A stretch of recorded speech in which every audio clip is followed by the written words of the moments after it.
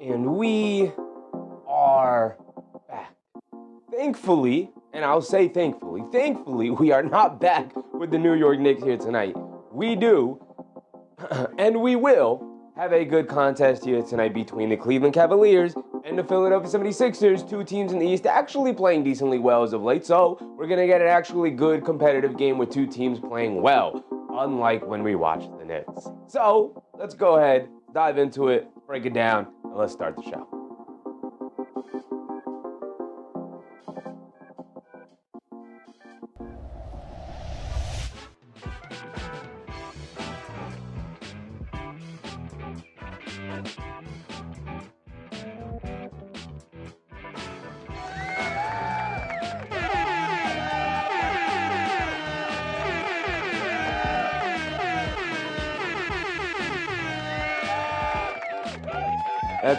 That's right, we are indeed back in the building. Y'all, we got another basketball game to cover because the games don't stop, so we won't stop. If there's a basketball game, we're going to cover it. Especially if there's a good basketball game, we are indeed going to do our best to cover that game. So tonight we have Philadelphia, we have Cleveland, two teams trending in the right direction, kind of. Cleveland still hovering around that 500 record. Philly trending in the right direction for sure. Only, 2.5 games behind the Knicks for that 3 seed. They are on their way, and the Knicks are going the other way. But we will not talk about the Knicks because we're here for a good time, right? We want to have a good time here tonight, so let's not talk about the Knicks. Let's not even bring them up anymore. Let's start with the Cleveland Cavaliers. They are the road team. They're in Philadelphia here tonight. Donovan Mitchell will lead his Cleveland Cavaliers, the leader of their team, the best player on their team. He will be leading this team on the road here in Philadelphia. Looking, obviously, for a victory as Joel Embiid is starting to get rolling, but we'll get to Joel Embiid. Daniel Berry Sports, what's up, Daniel? George Pearson, what's up, George Pearson? Just Dad, of course, what's up, Justice Dad?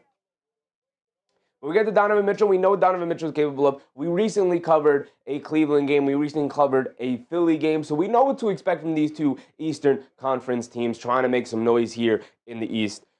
Philly's playing well. Again, we'll get to Philly, but let's start with Cleveland. Let's start with Donovan Mitchell. 30 a game, 5 boards, 5 assists. We know what to expect from D-Mitch. He's kept this team above water. Without him, I don't know what Cleveland would have been doing. They definitely would have been hovering around Milwaukee's situation right now if Donovan Mitchell had been forced to miss any time to start the year.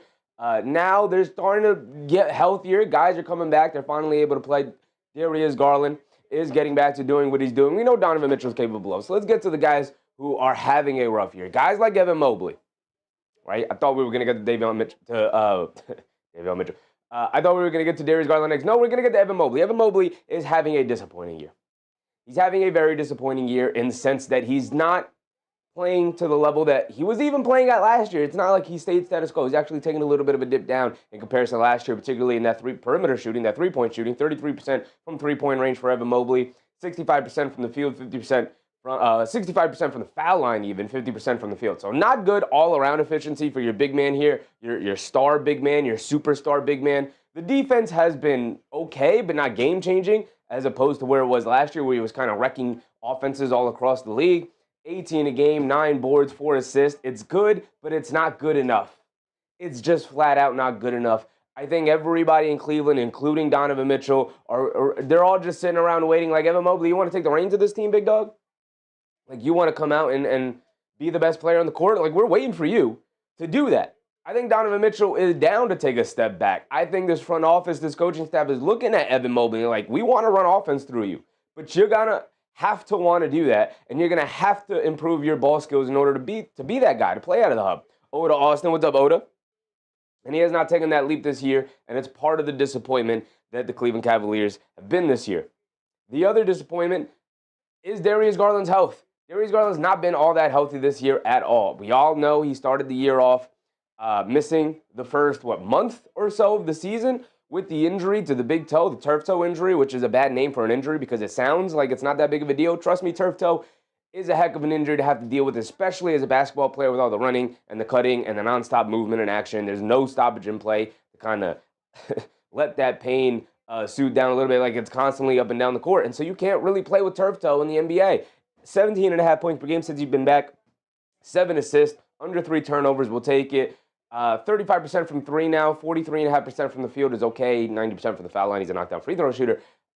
He's rounding back into form. He's playing better as of late since coming back from the injury where he was terrible, which is good, and it's a good sign for Cleveland. They have another half of the season here in order to figure things out with Evan Mobley and Darius Garland now healthy, but the absence of Darius Garland really affected this team, and even when he came back and he wasn't playing well, really affected this team, but nobody more than this man right here, Jarrett Allen. Jarrett Allen, you want to talk about disappointing years. Jarrett Allen, on most nights, is just downright invisible out there.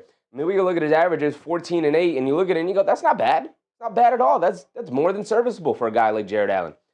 He's not being much of a rim protector this season at all. He's almost non-existent down there. Nobody's afraid to challenge Cleveland in the paint. If Mobley's not down there, Jarrett Allen sure as heck isn't scaring anybody. 60% from the field, 14% from three. He hit 1 3 this season. Cool, great. Just honestly be zero at this point. Bernard Johnson, what's up, Bernard? I'm doing good, Bernard. How you doing today? How you doing tonight? He knocks down his free throws for a big man, which is nice. But overall, he has not had moments where he has had a few moments here and there where he's been aggressive out of the pick and roll, but that's really all he is. He's a roll man. He finishes, he's a play finisher. He finishes off passes, drop-offs, short rolls, things like that. Outside of those situations, Jarrett Allen is not providing you pretty much anything. He's also not a great rebounder. He's an okay rebounder. And so he's not even really giving you offensive rebounds and putbacks in order to generate offense that way, or offensive rebounds and kickouts. All of his assists are usually coming off a short roll, easy swing passes to the other side of the court for a three. So he's not really generating any offense for you. He's just being a play finisher or occasionally an outlet for your offensive engines. And without Darius Garland, his favorite dance partner, his best pick and roll partner, he's just not provided the kind of impact that they needed him to provide. And then you lob on top of that the fact that Evan Mobley was forced to miss some time with his injury, and you start looking at Jarrett Allen, it's like, you've been an all-star before. You've made an all-star team. You need to have a stretch here where you're getting 18 and 10, and he just hasn't this year. He has not stepped up in a way that has helped propel Cleveland through the injuries. And when guys go down, other guys have to step up. And when role players go down, stars have to step up and do more. And they're paying you like a star, and you're just not getting the job done right now. We get to DeAndre Hunter. DeAndre Hunter, talk about a... How do I want to phrase this? They traded for him last year at the deadline. It was looked at as like an A-plus trade for Cleveland. Kind of the go-to sixth man, one of the best sixth men in the league. He was in the running for sixth man of the year last year, in a season where they had Ty Jerome, who was in the running for sixth man of the year as well. But DeAndre Hunter, 14.5 points per game, 4.5 rebounds, 2 assists, 43% from the field, 31% from three-point range. This number right here is the number that's really sinking his value on this team because they need guys to knock down threes, especially in the absence of Max Strus. Sam Merrill's missed some time. They need guys to knock down threes, and DeAndre Hunter's not providing the thing that he's supposed to be able to provide, which is be a 3-and-D guy out there and occasionally operate out of the mid-post, isolating, settling for mid-range shots. Maybe not settling for mid-range shots, but at 6'8", he's got a good mid-range game. He could rise up and shoot over smaller defenders, and he's not really providing that. He's an okay defender, but not a good defender. And so when you start equating guys like DeAndre Hunter, and we start throwing archetypes around like, oh, yeah, he's just another 3-and-D guy. And it's like, he's not really providing the defense. He's not really providing the three-point shooting. What is the value of DeAndre Hunter here? We look at the box scores and we go, hey, 14.5 off the bench and 4.5 boards. That's solid. But overall, the impact that he's having on games is not to the level that they need a guy like him to have. And again, especially throwing on top of the fact all of the injuries that they suffered to start the year. Max Strus has yet to play this year, and the last time I checked, he's still without a timetable, which is obviously a very, very rough situation for the Cavs. Again, we could harp on this. We still have half the season to go. We are at the halfway point now. But if we go to the injuries, and I just look, what's the last update they put out for Max Strus? Expecting to miss at least 4 more weeks, and that was put out January 6th. So that was about a week ago, maybe about a week and a half ago. So we're talking after the All-Star break, which, okay, if you could just get to that point and feel decent about your season, maybe you could start salvaging it because, you know, the impact that Max Strus can have on this team in terms of just the value, the spacing that he provides is immeasurable. very much immeasurable. Darius Garland's out today, by the way. Did not realize. Darius Garland is not playing. He's out with the foot. So that is definitely a huge loss for Cleveland here tonight. We go over to Lonzo. Lonzo is almost effectively out of the rotation now. He's just at the back of the bench with no Darius Garland today. Maybe we'll see some Lonzo ball. But boy, oh boy, has it been a rough season for Lonzo. Look at these percentages. This is just not going to... You can't play a guy like this. And he's also has not been his disruptive defensive self. We've talked about like the injury history of Lonzo Ball. It's unfortunate, but it seems like his impact days or his high impact days are very much behind him, unless this is kind of a transition year where next year he finally gets back into the swing of things. This is his first year back after a 2-year hiatus with the knee injuries.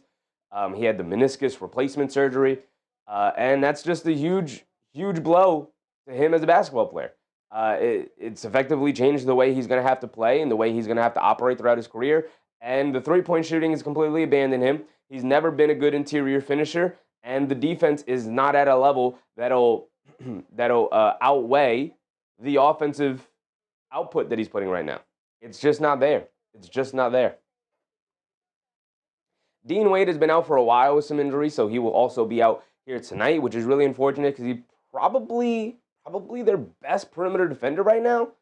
I think they really need Dean Wade back to help their defense, which is a tough spot to be in for Cleveland if Dean Wade is your best perimeter defender at this point. But definitely a situation where he's definitely missed. 32.5% from three-point range. Again, like DeAndre Hunter, he's supposed to be this 3-and-D archetypical player, and he has not provided the three-point shooting. But at least he's provided the defense. Larry Nance Jr. is he available today, or is he still out? He is. He's not on the injury report here, so I guess he's available today, which is good. He's a guy who can knock down the three, but like everybody on this Cleveland team has had a down year in three-point shooting. All the role players have had a down year in three-point shooting, including Evan Mobley. So it's not been a good overall year for him. He has been dealing with injuries. He's been in and out of the lineup, so he hasn't been able to build any sort of consistent rhythm out there on the court with his teammates. But Larry Nance Jr. is a capable veteran big. He's just not really like a guy you can rely on, but he'll be nice to have out there if he is available here today. Jalen Tyson was the huge surprise for Cleveland this year. Halfway through the season, this man is an above 40% three-point shooter. Doesn't shoot a ton of them, doesn't get a ton of volume up there. Okay volume, but he could definitely shoot more.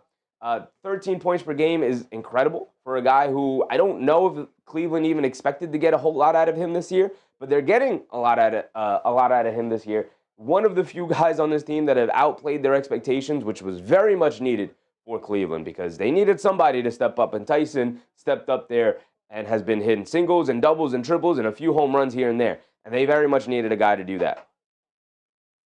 Sam Merrill is one of those guys they needed some consistency from, just a guy who can just stay steady for them. And he's been out with some injuries. He's going to be out here today yet again with a right hand sprain. He is incredibly important, like Max Strus, provides spacing for this team, shooting at a 45% from three-point range this year. My goodness, this man just refuses to miss at times. He's kind of like their version of Deuce McBride for the Knicks, where even if he's not having a good shooting night, just having the threat of that guy out on the court is incredibly valuable for this team. And so without him, they're going to really struggle to generate offense outside of just like Donovan Mitchell, go get me a bucket type of scenarios. With that being said, let's get over to the Philadelphia 76ers now, and we're going to start with their best player, and that is Tyrese Maxey. In case anybody thought otherwise, it is, of course, Tyrese Maxey. It will always be, from this point forward, Tyrese Maxey. 31 a game this year, absolutely ridiculous season, 4.5 rebounds, 7 assists. My man is lighting the league on fire. 48% from the field, 40% from three, 87% from the foul line. This man, on a nightly basis, is bringing it. And he's at the point now that I would put amongst the elite guards in the league. And on some nights, in certain situations, on several occasions, even so far this year, and even going back to last year, this man's knocking on the door of superstardom. I wouldn't necessarily put him there. That I personally reserve for like the Jokic's of the world, the SGAs of the world. Like, you have to be a perennial MVP candidate, or at least maybe even an MVP candidate for more than one season, in order for me to put you in the superstar room. But Tyrese Maxey can knock on that door and come and step into the room for a little bit, right? There's a bunch of players who can do that. Maxey is definitely one of those guys. Donovan Mitchell is one of those guys. They knock on the door of superstardom. They're not necessarily a true blue superstar in my eyes, but they can knock on that door of superstardom, walk into the room, hang out, and look like they fit in. But to truly be in that room, it's about consistency. And you got to bring it year after year. You have to be in that MVP conversation. And Tyrese Maxey right now, he's knocking on that door. Can he put himself in that room on a consistent basis? Because he definitely fits there. But it's about the consistency now at this point in his career because he's hit that level. Jeff Brown, what's up, Jeff? Kenny Atkinson is 4-1 against 76ers. Ooh, that's a pretty good stat. Pretty good stat. You might just have their number. We get to Joel Embiid. Is Embiid even playing here today? I assume so because I have the pregame up here getting ready for the game. And they were talking about Joel Embiid, so I have to assume that he's going to be playing today. But I'll pull up their injury history now that we're going over their team, their roster. And Joel Embiid is probable, and Paul George is probable here today. So, Philly should be fully healthy. Yeah, they have nobody else on the injury report other than their two highest paid players.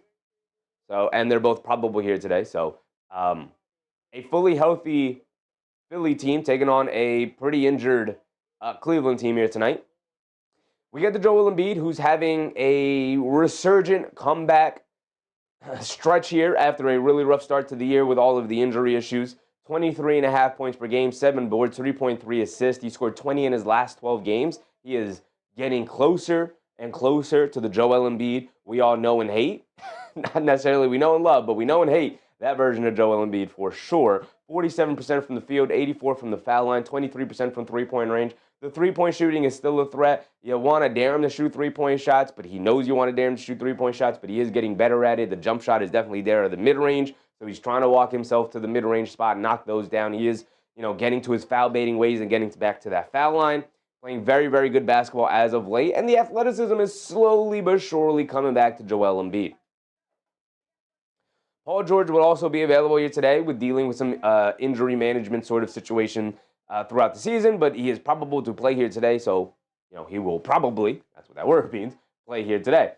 16 a game, 5.4 boards, 3.5 assists. I actually really like the season Paul George has displayed so far this season. I like the percentages to be a little bit higher in this position for him, but I think he's been excellent defensively for them. I think he has really just sort of accepted his role on this team as like the third or fourth and sometimes maybe even the fifth guy and sometimes maybe even the sixth guy, depending on if somebody on the bench gets hot or anything like that. Paul George is just very, very comfortable right now. I'll take a step back. I'll go stand in the corner for a couple of possessions, and if you swing the ball to me, I'll knock it down. If I have to come get the ball and then maybe go one-on-one at the end of the shot clock, I could do that too because I am still Paul George, even though I'm in my old age and have dealt with the injuries that I've dealt with. But I'll do that. I'll do whatever you guys need, and then I'll lock up defensively in the other end. I'll just focus on that stuff, right? I'll be a catch and shoot three-point shoot if that's what you need me to do. Oh, need me to get the ball in my hands and run a quick pick and roll real quick? I can do that on the weak side if you swing the ball over to me. He's doing an excellent job of fitting in as the fourth or fifth guy on this team. And I actually, I'd like the percentage to be a little bit higher, but I think that's a rhythm rust kind of thing as he works his way back into the year. Let's see what his percentages look like when we get to the end of the year. We have another half of the season to get through. But I hate to say it, but I actually really like the season Paul George has put together here.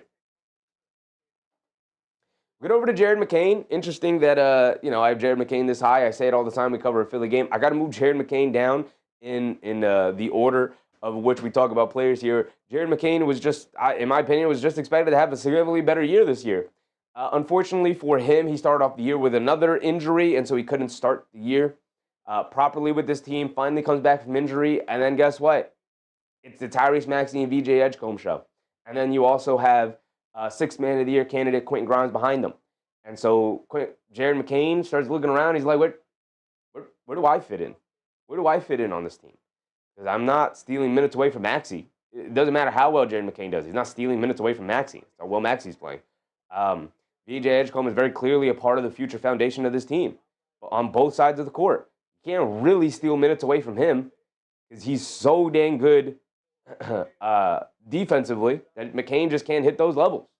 And then you have Quentin Grimes is the guy he's really competing for backup guard spot minutes with here. But Quentin Grimes is a much better defender, can knock down the three-point shot, can take guys off the bounce, is a pretty decent passer and decision maker, and just is overall a better player than Jared McCain right now. Jared McCain is coming off a year where he probably wins Rookie of the Year if we go off of the 20 games he played as a rookie before he eventually suffered the meniscus injury.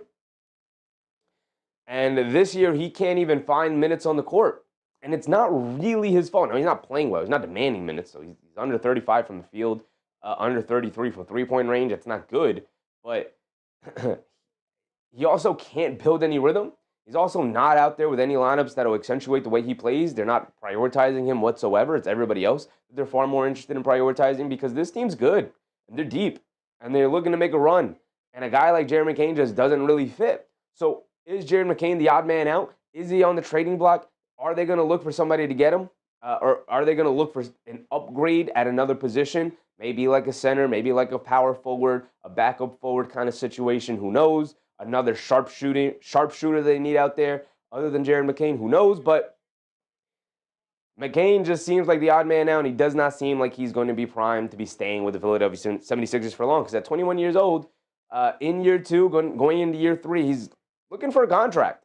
He's getting to the point where he's got to start thinking about his contract situation. And if it's not going to work out with Philly, and he's not going to even have the opportunity here with Philly, not even by his own fault, not even by Philly's own fault, they just have better players at the same position as McCain right now. It might be best for both of these parties to part ways at this point. Twilson, what's up, Twilson? VJ Edgecombe, the rookie sensation, it doesn't matter what this kid does. If Cooper Flagg plays 65 games, if Con Knipple plays 65 games, it's going to be really tough for VJ Edgecombe to win Rookie of the Year, despite the fact that he is having a ridiculously phenomenal rookie year. 16 a game, 5.5 boards, 4 assists, under 2 turnovers for a rookie, with all of the responsibility and the counting stats that he's been able to pull up. Under 2 turnovers for VJ Edgecombe is phenomenal.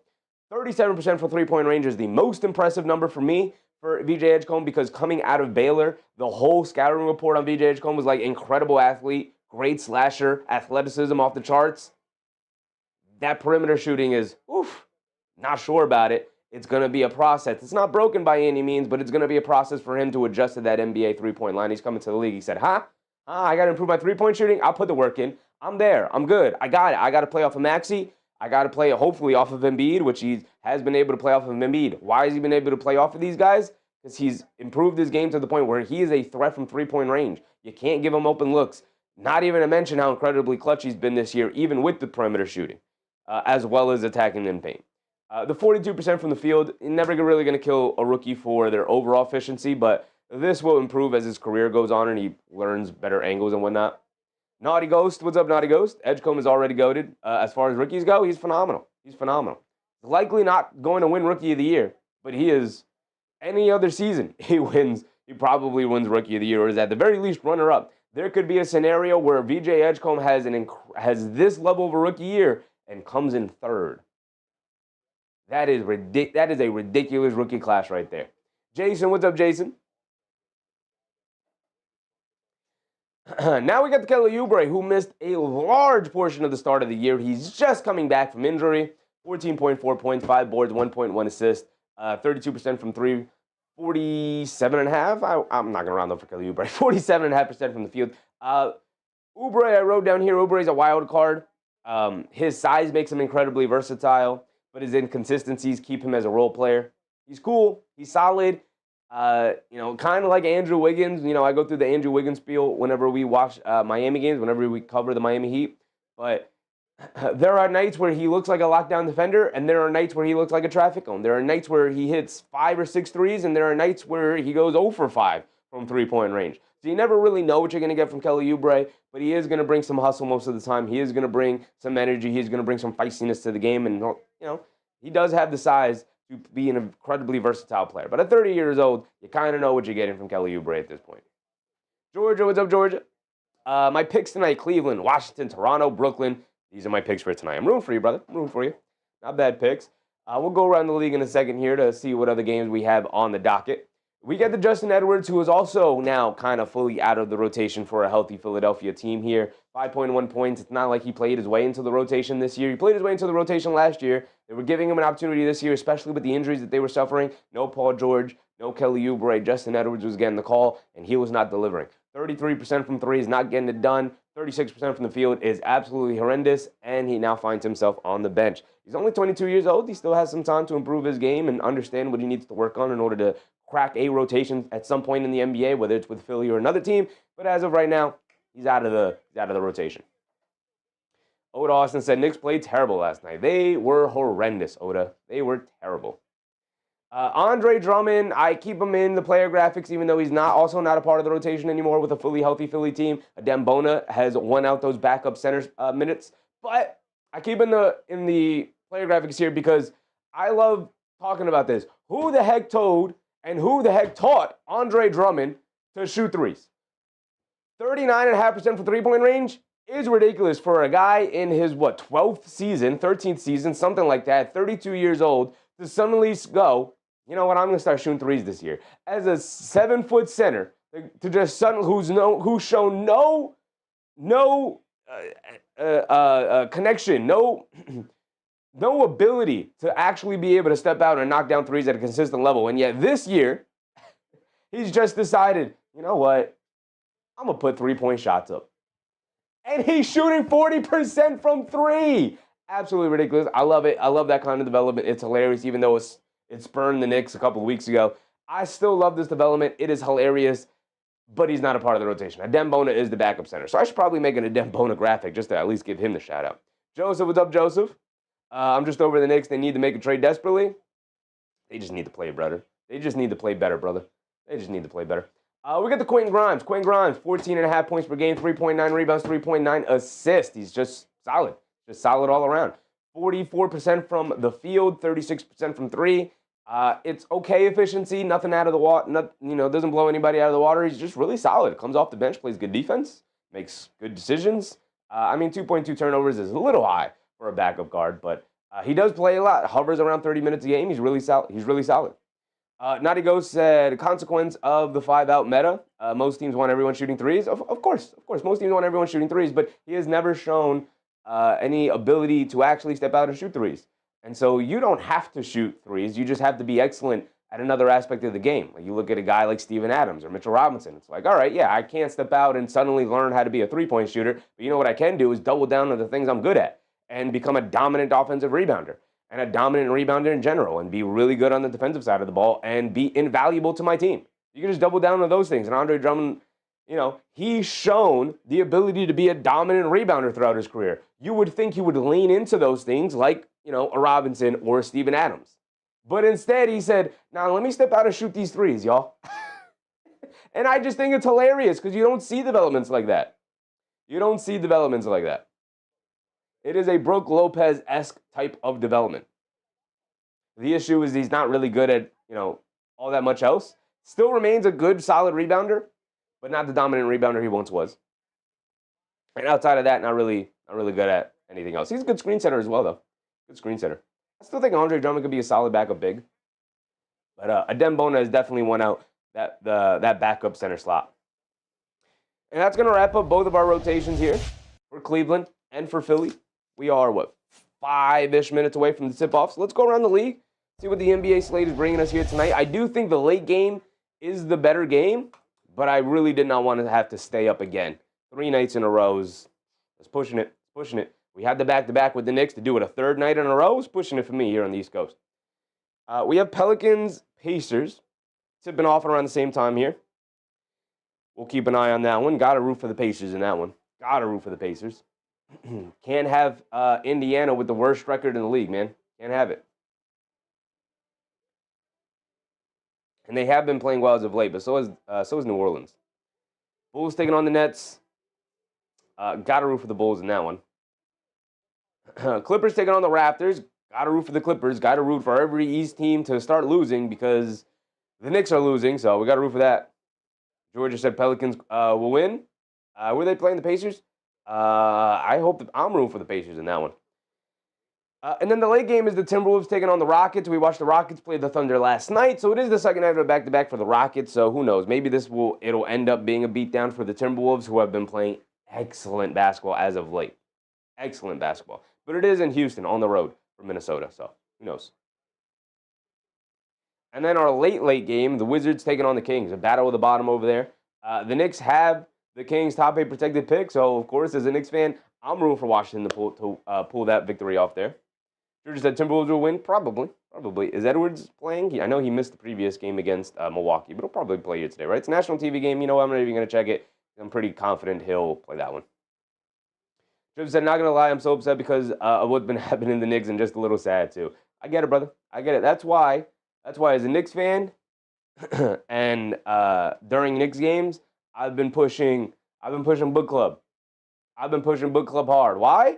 Because when the Knicks are bad, you got to find new hobbies. You got to find new things to distract yourself. You got to find other things that make you happy. Pick up a book, get into a new television show, watch that movie you've been putting off, like on the back burner that's been on your wish list. Like, oh yeah, I'll watch that when I have time. Oh yeah, I'll watch that when I have time. Watch those movies. Watch that television show you've been, holding off to binge watch. Play a video game. Read a book. Get into something else right now that'll put a smile on your face because the Knicks are not providing it. They'll get back to providing it soon, hopefully. But right now, we got to find other ways to be happy. Trevor said, what time does the Knicks game start tomorrow? 7:30 start time, so we will be live at 7 for our usual pre-game rundown. Georgia said Bones Highland is better than Ant. All right, brother. I don't know what to tell you. Eric C. What's up, Eric C.?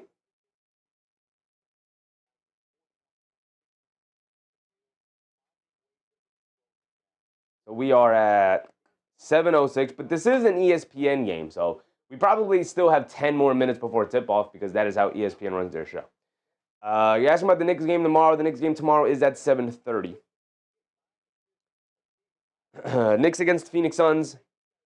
The tough games don't stop for the New York Knicks. Joe said, not going to lie, I was rooting for the Pacers too. You got to root for the Pacers today. Got to root for the Pacers. And on Saturday and tomorrow. Playing the Pistons. Got to root for the Pacers, right? We got to root for the Pacers. Joe's dad said, above the rim coverage is hilarious. Someone has a hot mic and MFers being said left and right leading up to the national anthem. Hilarious. Eric C. said, everyone hit the like button and subscribe. Dude keeps it real. Appreciate you, Eric. Appreciate you, brother. Joe's dad said, we speak Spanish around here. I don't. I want to keep it in English chat just because most of the people in the chat speak English, but you're free to speak whatever language you want for the most part. Naughty Ghost said the Suns gave my Pistons a run yesterday. Was one missed buzzer beater from going to overtime. Yeah, I was rooting for the Suns in that one, Naughty Ghost. Was rooting for the Suns in that one. Very much so.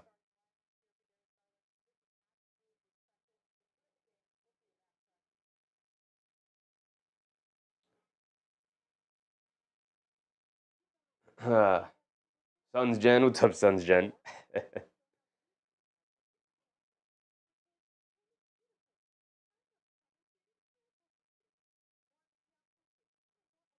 Joe said, I always stay occupied, so thanks for letting me know, man. I mean, that's just, when the Knicks are not playing well, I definitely lean into my other hobbies. Definitely. You gotta stay, you gotta stay as solid as you can. Through the tough times, through the turbulence, right? So when the Knicks are not providing the happiness, you got to find it in other areas. Looking at the Knicks schedule, Suns Gen. Knicks taking on the Phoenix Suns tomorrow, 7:30 start time here in New York. So hopefully the Knicks can get back on track. I've been saying this for 2 weeks now, but hopefully they get back on track. Naughty Ghost said the Suns have a really underrated defense. I mean, I hope people aren't still underrating them. Definitely, a couple of weeks ago was definitely an underrated defense, but I hope at this point people aren't still underrating their defense because, man, they've given it to a lot of really good teams as of late. They have Phoenix, then they have Dallas, Brooklyn, and then they're back on the road against Philadelphia, then at home against Sacramento, and then back on the road against Toronto, then home. You have Portland, Los Angeles, and then that'll take us into February there. Drew said, my football team has been downhill. My basketball team's been downhill, bad hill. Been down a bad hill. My baseball team has been down a bad hill. Just sad days, but it's all good. Yeah, New York sports, man. At one time, it looked like things were going to start turning around, and then I don't know what happened.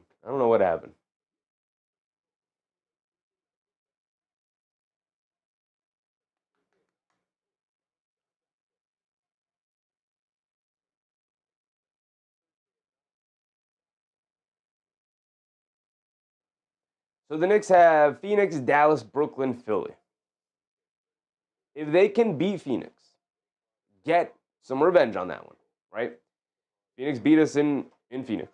It was a close game. Phoenix pulled it out at the end. If the Knicks can give some revenge back and beat Phoenix, you have Dallas without Cooper Flag, then you have Brooklyn, and then you're at Philly, and you need revenge against Philly. And you have 2 days off going into that game at Philly. So hopefully this stretch right here is the turning point. They should be going into that Phoenix game healthy for the first time in 2 months, 100% healthy, all of their guys back. We got Landry Shamet back the other night. It did not make a ton of difference against Golden State because other guys didn't show up. But Jalen Brunson, who was out, should be returning for the Phoenix game. Mitchell Robinson has already been said that he's going to be playing against Phoenix. He's back.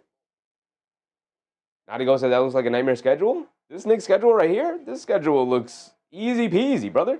You got a tough game against Phoenix, but then you got Dallas with no flag. You got Brooklyn. You got Philly on 2 days of rest. So Philly's tough, but you got 2 days of rest there. You have 2 days of rest again, and then you're home against Sacramento. So they're going to have a stretch of rest here. Thank goodness, finally. And then Sacramento, who sucks, but they did dominate the Knicks the other day. But that should be a revenge game for the Knicks. And then you fly down to Toronto for the second night of a back-to-back, but you just got 2 days of rest in like a back-to-back situation. You're going to play one game in 5 days. So we'll take the back-to-back there. And then you have versus Portland versus LA back in New York. And then you have Washington going into February here. So should be good. Should be good. Greg Porter Jr. in the starting lineup along with Jalen Tyson. Other than that, Donovan Mitchell, Mobley, and Allen, the usual trio. Maxey, Edgecombe, George, Barlow, and Embiid, the usual starting lineup for Philly. Should probably make a Barlow graphic. He is the usual starting lineup for the 76ers this year. I would have thought Philly healthy. Maybe they would have went to a different starting lineup, but Barlow's played well enough to definitely garner that starting power forward spot at this point. It's been solid for them. Eric said, get the sack vengeance. Sack vengeance sounds crazy. Just that said, after all this time, I have never asked you the most important question. Are you a DeWalt guy or Ryobi? Neither, brother, neither. But I definitely go DeWalt before I go Ryobi, I'll tell you that.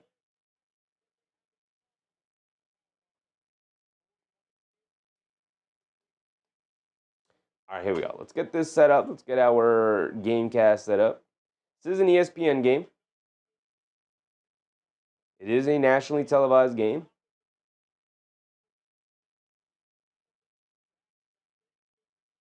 So hopefully these two teams give us a good game, because we are definitely due for one.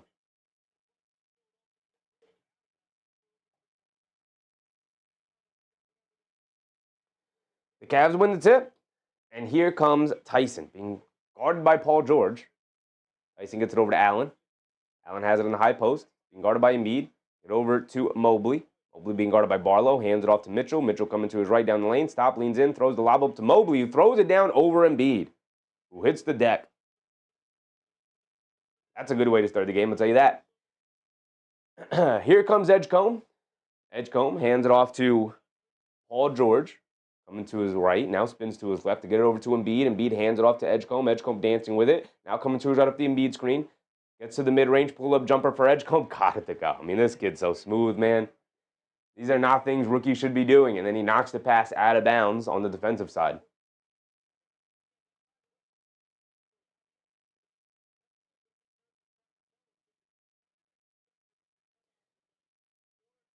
Mobley tried to get it in, knocked out of bounds by Philly. Philly signaling for a challenge. They're not going to challenge less than a minute into the game. So Mitchell's going to have to inbound it again. Still have 19 on their shot clock. They get it into Craig Porter. Good pressure defense from Philly to start the game. They're into it. Get it over to Mobley. Mobley being guarded by Barlow. He swings through to his right, dancing with it. Now he has Barlow in the post, backing him down. Drop step, throws up the hook. Got it to go over Barlow. Good move from Mobley. And here comes Tyrese Maxey bringing it down. They get over to Edgecombe. They put Craig Porter Jr. on Edgecombe. Edgecombe hands it off to Paul George. Up top, coming to his left off a high Embiid screen. Paul George has space, maneuvers, kicks it out to Embiid, attacks to his left, leans in, stops, hesitates, now puts up the mid-range jumper over Jarrett Allen, gets it to go. And now here comes Tyson. Tyson spins, hands it off to Craig Porter. Porter driving it down, bumps, leans in, all the way, jumper in the paint, got it to go. That's a tough move for Craig Porter. And 3 for 3 to start the game for Cleveland. 2 for 2 to start the game for Philly here. Edgecombe dancing with it, coming to his right, picks his handle up to get over to Embiid. Embiid fakes the handoff, keeps it. Allen knocks the ball out of his hands. Embiid driving it down, leans in, step back, foul line, fall away jumper, got it to go. Settling for a lot of mid-range jumpers these days, but the way he's been knocking it down, saving his body, doesn't have to bang as much down low, has been excellent for his longevity this season. Mobley kicks it out to Craig Porter. Pass fake, driving to his right, kicks it out. Jalen Tyson, wide open left wing three. Can't get that one to go down, but Craig Porter out hustles Paul George to the ball to get it out to Tyson. Tyson down the lane, knocks down a floater over Barlow. And it's 8-6 with 9:30 to go. Here comes Embiid bringing it down, being guarded by Allen. Embiid directing traffic. And get it over the top to Paul George, being guarded by Tyson. And he draws the foul on Tyson. The foul on the floor on a rip-through move for Paul George. Daniel Dash, what's up, Daniel Dash? Natty Go said, is Garland out? Darius Garland is out today, yes. Daniel Dash said, thanks for the membership, my good man. It wasn't me, it was somebody, who was it in the chat? That was Ellie Mooskoff. Ellie Mooskoff gives the 10 memberships. One of them went to you, Daniel Dash. Maxey coming to his right. Get it over to Paul George, right corner three. Can't get that one to go. Battle for the rebound. Barlow had it, lost it. Tyson picks it up. He said, I'm getting ready for the cricket match starts in 105 minutes, promoted to grade C after 5 wins out. 5 wins out of 5 in D grade. Nice. Mitchell Park Lions. Yes, sir. Shout out to you, Daniel Dash. Philly pushing the other way off a stop.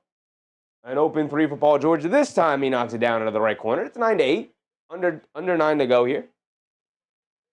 Natty Go said he's my favorite Cav right now. Really underrated in my opinion. Just having a tough year with the injury. Donovan Mitchell draws a foul. I think the foul was on VJ Edgecombe. That was on Edgecombe. Embiid was also involved. Tyson threw a bad pass. Maxey picked it off and then bringing it down the other way. Rode the wave and kicked it out to Paul George for a 3. And that's how they ended up with that. So it is 9-8. Jarrett Allen tries to hit a backdoor pass. Got knocked loose. Bad pass attempt. Craig Porter Jr. picks it up to get it back to Mitchell in the post. They kick it out to Greg Porter. Porter tries to hit the cross-court pass instead of just taking the 3. They pick it off. Home run pass to Barlow for an easy 2-and it's Lamb. Oof. 11-8. 11-8 start. 8 minutes to go here in the first quarter. Greg Porter Jr. bringing it down the other way. Coming to his right, off a Mobley screen, pocket pass to Mobley in the paint. Kicks it out to Tyson. Tyson's going to line up a 3. Tyson's going to knock that one down. I was going to say, they need Tyson to knock down perimeter shots. He's shooting at an extremely high percentage. They need him to continue to knock down those shots. Maxey on the right wing. They get it over to Embiid, dancing with it, coming to his left. They kick it over to Barlow. Barlow spots up out of the mid-range for a jumper. Can't get it to go. Jarrett Allen, good box down and rebound over Embiid. Now here comes Tyson, shot out of a cannon, bringing it down the other way. They get over to Mitchell. Mitchell up top, quick crossover, driving it down in the paint, takes a bump, stops, gets tied up by Barlow, loose ball, and they rip it away from him. Now here comes the 76ers. Maxey bringing it down the other way, hit head to Edgecombe, wide open, right corner 3 for Edgecombe, got it to go. Nothing but net, and Philly defense leading the offense, and a timeout for the Cleveland Cavaliers. It's only a 3-point game, but the energy of this game is definitely, all momentum definitely pointing towards Philadelphia right now. Their defense is leading the offense. Very good defensive team right now. Just that they couldn't figure out how to give memberships. I think you have to do it on PC. I'm not entirely sure either. But I think you have to do it on a computer. I don't think you could do it through the phone. Joseph said Edgecombe is a tough dude. He said Edgecombe's been interesting this year. I've been impressed with him. Yeah, incredibly impressed. He's having an incredible rookie year. Any other rookie year that doesn't have the ridiculous amount of rookies that are in this class, he probably walks away Rookie of the Year pretty easily. But he just happens to be in a draft class with psychos like Con Knipple, who's setting all kinds of rookie records for perimeter shooting, and Cooper Flagg, who's just a generationally talented 18-year-old who just turned 19. Daniel Dash said Portland beat Atlanta. Hawks, great win for sure. Portland beat Atlanta? He said Joel Embiid is a tall and tougher dude. Natigo said, seems like a good defense is overriding the 5-out meta narrative. Nearly every playoff team has great defense. You have to have, you have to be, not that you have to be top 10 in both offensive defense, but you have to be a good defensive team. You have to be 13 or higher, definitely in the top half of the league, right? So you definitely have to be over 15. A top 15 team at least.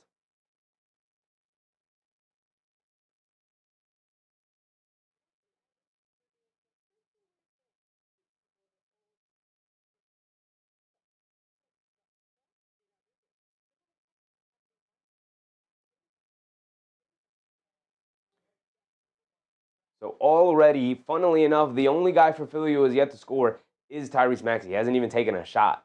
Incredibly bad side for Cleveland. Embiid with 4, Barlow with 2, Paul George hit a 3, Edgecombe with 5. And they've only missed 2 shots. One from Paul George, a 3, one from Barlow, a mid-range shot. Oof. Just that, the only thing you can do on a cell phone, I tried and was wondering, so had to ask. I figured I was missing something. I just think it's something that has to be done on a computer. I don't know why. I don't even know if that's technically the answer. I'm not entirely sure, but I think that's the reason. I think it's the only thing, you can't do on a phone is gift memberships.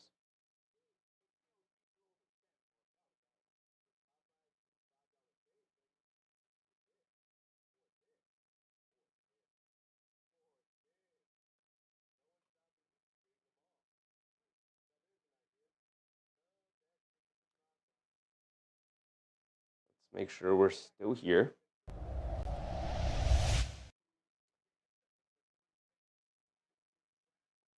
And then we can get our team stats ready. We'll keep an eye on that.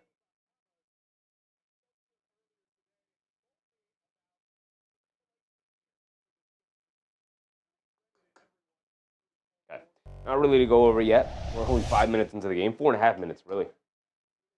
So 7:30 to go. Cleveland has it coming out of the timeout. Maxey knocks the handoff out of bounds, blowing that action up. Now Philly will have to, or Cleveland will have to inbound it again. Young LA, what's up, Young LA? I got Mitchell and Maxey for 30. I mean, both of those guys averaging 30, so that's a pretty good number to get. They get it over to Tyson. Tyson being guarded by Paul George. Good pressure from him.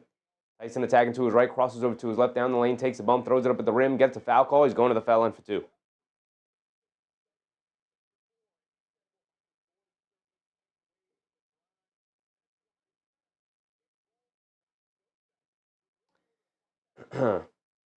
Sons Jen said, I can on my phone. When I enter into the chat box, there's a dollar bill right edge of it.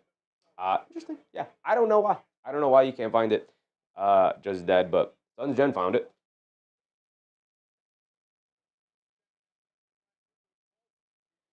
Tyson does knock down his first free throw. He's got another one coming. AP, what's up, AP? Who's on tonight? Checking in on some Philly-Cleveland action here tonight. Tyson knocks down both. We got to watch some team play some actually good basketball, AP. The Knicks aren't going to provide it. Got to check in on the other East teams that are actually playing good basketball. Maxey down the lane, throws up a floater. Got it to go for his first points of the game. And now all 5 starters have scored for Philly. And Craig Porter bringing it down. We're approaching the halfway point as we're under 7. Mitchell lines up a left wing 3. He's nice and open, and he gets it to go in transition. And we're tied up at 16. Here comes Paul George bringing it down, being guarded by Mitchell. George coming to his left. Coming to his right off the Embiid screen. Gets caught on the screen. Mid-range pull-up jumper for Paul George. Rattles it in over Jarrett Allen. Here comes Mobley coming to his right.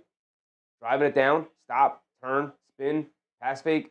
Tries to get it down low to Allen. But knocked out of bounds by Embiid. But he knocks it off of Allen. Ball going back to Philly. Some more good defense. AP said, this game affects the Knicks' Eastern Conference opponents. Yeah, for real. Absolutely. Absolutely.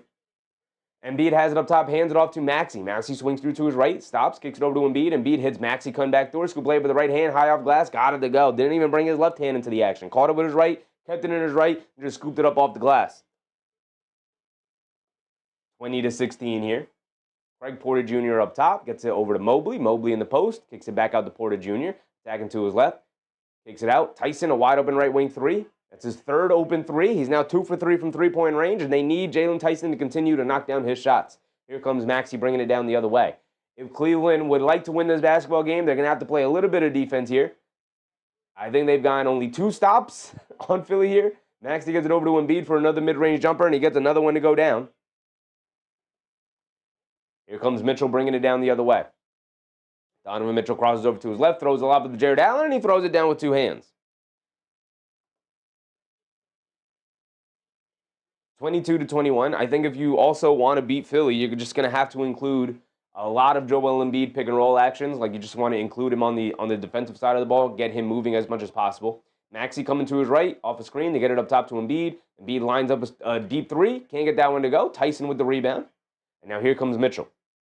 Mitchell bringing it down the other way, looking to give his team the lead. Crosses over to his right, trying to snake the screen. Maxey does a good job staying in front of him. Swings it over to Mobley. Mobley is going to attack Edgecombe off the bounce to bring a double team, to kick it out to Tyson. They're daring this kid to shoot tonight. Misses that one. Battle for the rebound. Embiid had it, lost it, and backs Jarrett Allen up out of bounds. It's going to be out of bounds off of Allen as he's the last one to touch it. And the 76ers will bring it down now.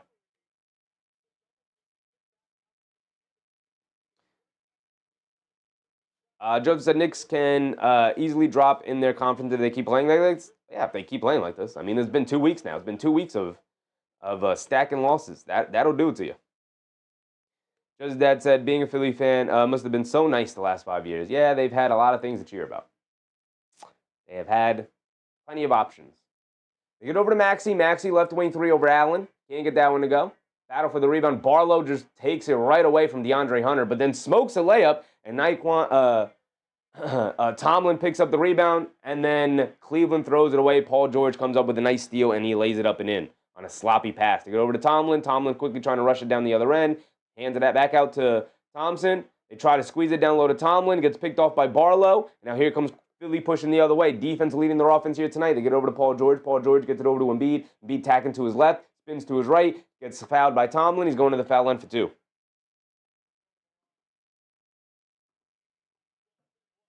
Lionel Motors with double Lionel. Sheffy's always on. That is the goal, brother. That is the goal. If you're looking to watch basketball, just check the channel. We'll be on covering it.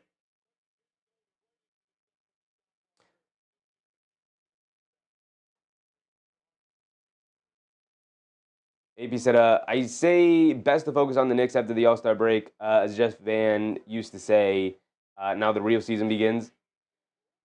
Yeah, but we're literally a week and a half away from competing for the 1 seed, brother. You know what I mean? Like, you don't want to now suddenly be competing for a top 4 seed. Like, that's not where you should be as the Knicks. Not where the season was heading to. Not where you should be at this point. So you got to start stacking some wins. We just went over their schedule, AP, in the pregame. They have a tough Phoenix game.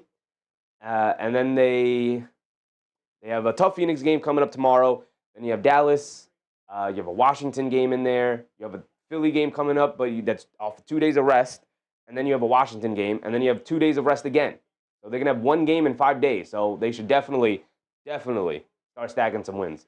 Embiid knocked down both of his free throws. And then on the other end, nice shovel pass to Allen to Tyson on a backdoor cut. And he gets a nice one-handed slam along the baseline. Here comes Maxey, pocket pass to Embiid, rolling down towards the basket. Smokes a layup, gets his own offensive rebound, and then gets fouled. He's going to the foul line for 2 more free throws. Embiid doing a great job of getting to the line right now. Cleveland getting caught with their hands in the cookie jar. 4:30 to go. AB said, I'm surprised we're still 9 games over 500. That's how well they were playing, AP. That's how well they were playing. Chaos Kid. What's up, Chaos Kid? Ty Eagles. What's up, Ty? The Knicks are having trouble right now. Yeah, they are, brother. Yeah, they are. They're sinking like a rock right now. Embiid knocks down his first free throw. Got another one coming. Just that said we would be 10th in the West. Would we be?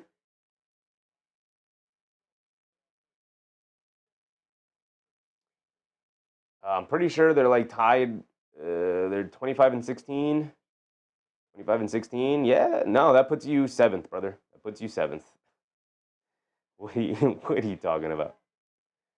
That would not put them 10th in the West. That might put them 10th in the league, not 10th in the West. They'd be 7th in the West. They'd be in the play-in. By like half a game, they'd be in the play-in. Embiid knocks down both of his free throws. They swing it over to Tomlin. Tomlin, left corner three. Throws up an air ball. Battle for the rebound. And Jabari Walker able to snag it. Here comes Embiid bringing it down.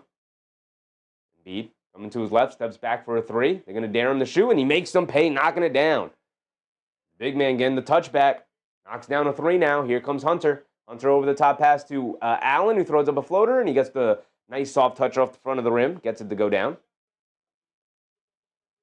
Now Embiid bringing it down again. He's being guarded by Allen. Very comfortable in this matchup right now. Embiid has it up top. Gets it over to Maxey. Maxey coming to his left off the high Embiid screen. Steps back, in and out. Hands it off to Embiid. Pump fake, leans in, loses the handle, gets it back. All the way jumper over Allen. Off the back rim, can't get it to go. That's good defense from Allen on that possession. Here comes Lonzo Ball. He's in the game. With Darius Garland out, looking for a playmaking point guard. Maxey comes up with a steal on Allen, jumping the lane, down. Loses the handle. They're just going to say he lost the handle out of bounds. Ball going back to Cleveland. Definitely looking for a foul call there, but he didn't get it.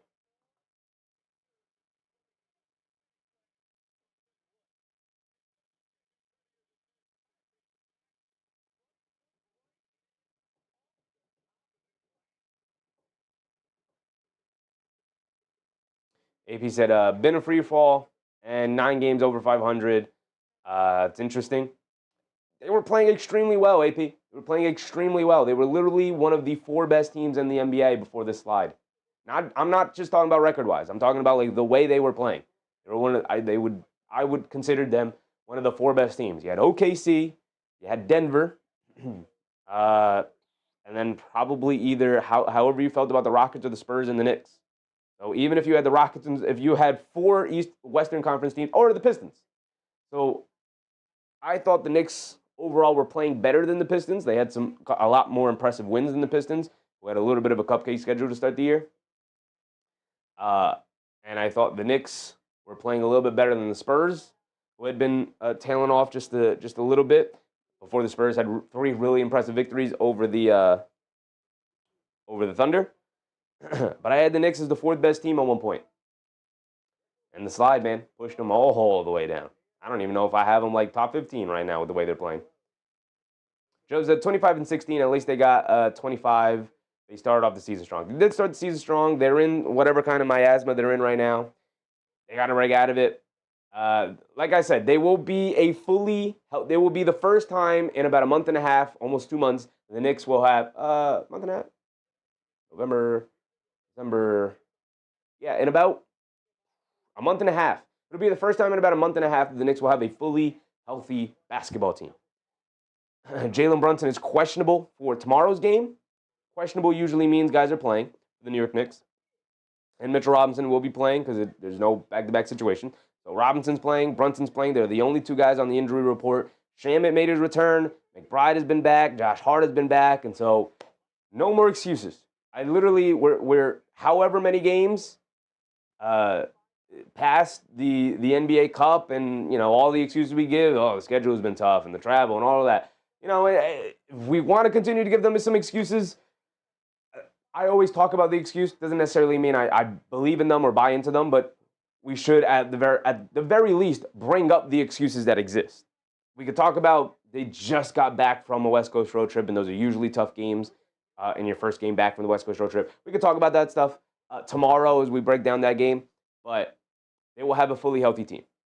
They will have a fully healthy team tomorrow. So from this point forward, there's no more excuses, man. There's no more excuses. Diego said, you pick up a little bit away, my guy. Not at all, brother. Not at all. Not at all. Listen, brother, we are just getting past the holidays, so cut me some slack. AB said, Mitchell Robinson, courtesy of Joel Embiid. Trapped in the 90s. What's up, Trapped in the 90s?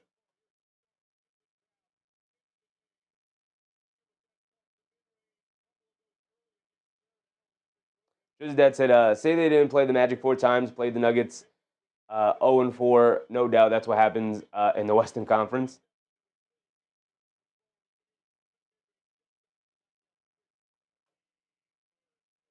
Who's that? Mitchell, back in the game, misses a three coming out of the timeout. 2 minutes to go. A little over 2 minutes to go. Maxey, a pull-up three, comes up short. But Abona, the offensive rebound, gets blocked out of there by Mobley. Great effort from Mobley. They get it over to Tomlin, hustling down the lane, smokes a layup. Just playing way too fast. And then Mobley doesn't even battle for the rebound. Jabari Walker picks it up. Here comes Quinn Grimes. Grimes coming to his right, dancing with it. Hesitates, sidestep, rhythm dribble three. Comes up short. Lonzo with the long rebound, bringing it down the other way.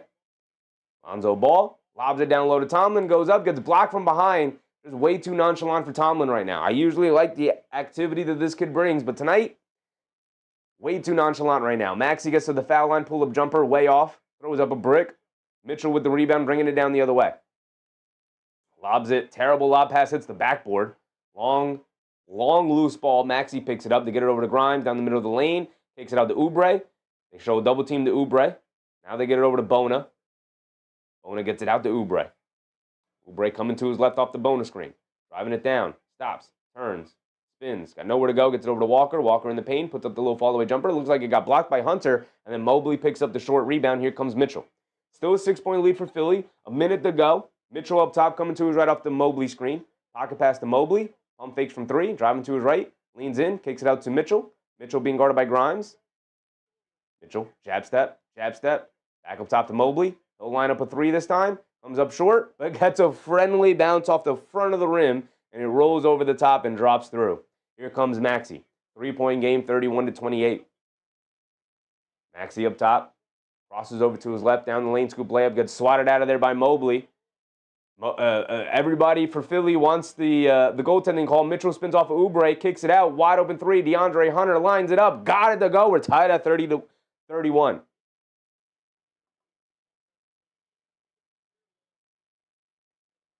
Here comes Maxey. The Cavs are in a 2-3 zone here, or a 2-1-2 zone? A matchup zone? What are they in right now? Grimes gets it out to Oubre. Looks like a matchup zone. Oubre fires up a three, can't get it to go. Bona with the rebound to kick it out to Jabari Walker for an open right wing three. He can't get that one to go. Donovan Mitchell with the rebound. He's bringing it down the other way. Three-quarters court heave at the buzzer. At the front of the rim, almost got it to go down, but that will be the end of our first quarter. Tied at 31. Good, strong end to the quarter for the Cleveland Cavaliers to tie this one back up. Could have very easily went the other way, but they did a good job of hanging around and then ultimately getting hot at the end of the quarter there and tying it back up. Taigo said the big cat stays in foul trouble way too much, brother, way too much. Absolutely. He said Mitchell Robinson, courtesy of Joel Embiid. Absolutely. Unfortunately. Joseph said, if the Knicks are all healthy together, they might be playing a lot better. I'm hoping. I'm hoping too, brother. There's literally no other excuses. You're fully healthy. You are however many games, 16 games now, I believe, removed from the NBA Cup game. So, like, how long can we hang on to the tired excuse, right? How long can we hang on to it? Also, a lot of you guys are coming back from injury, so you've had rest, right? You've had rest in between because a lot of you guys were missing games, injured, right? Rolled ankles for Josh Hart and Jalen Brunson, so you missed a couple of games there. Deuce McBride had a rolled ankle. He missed a couple of games. He's finally back. Shamit obviously just made his return after a month-and-a-half injury. So I'm done with the schedule's been tough. They're tired argument. And you guys, I always bring up these discussions. That doesn't necessarily mean I believe in them or giving credence to those things. But I do think it's important to recognize that those things do exist. And it is possible that they have been subjected to a lot of that stuff. But that doesn't necessarily we could believe in every kind of excuse we can give them. But just like, I'm over the tired excuse. Again, guys have been in and out of the lineup. We are 16 games removed, 17 games removed, whatever it is, from the NBA Cup. Injuries we're done with. Everybody's fully healthy coming back. And we have a nice stretch here for the schedule. They're done with the West Coast road trip. You're back at home. You have a stretch where the only real road game you have over the course of like the next 6 or 7 or 8 games or something like that. We can look at this schedule again in a second. But for the next 6 or 7 or 8 games, the only road game you have is Toronto. You have a road game against Washington, and you have a road game against Brooklyn. So you're staying in this Northeast area, and you're not going to have like really any big travel days there. So done with all the little small excuses like that. Georgia said, I predicted the Cavs to win. I would prefer if the Cavs won today. Don't have a dog in the fight, but I'd probably prefer if the Cavs won today. Big Red said these guys are tired. It's been a long season. We're at the halfway point, brother. It has been a long season. It has been. Daniel Dash said, where was the fifth Memphis Grizzly versus Anthony Black? He was a ghost out there. He was flying above the rim. Listen, man, when you dunk on 4 players, you dunked on everybody. Where was the fifth Grizzly? I don't know. He was probably in the backcourt battling for a rebound or like battling with a big man. But who was it? It was Vince Williams. It was Jaren Jackson. It was Gigi Jackson. And it was Santi Aldama were the 4 guys getting dunked on by Anthony Black. Just that said, we have a Western Conference reject head coach. AP said, the Knicks problem is defense and defense only. The offense has also been a problem, though, AP. Like, the defense has been horrible. It has been the biggest problem by far, but it's not the only problem, not even close to it. Their offense has also not been up to snuff. And they're an offensive team. And they haven't been giving us anything to really go off of with their offense.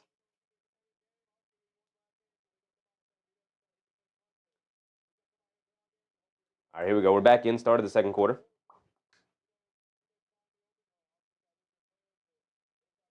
What do you have, a 3-second violation? We have a 3-second violation on Naquan Tomlin.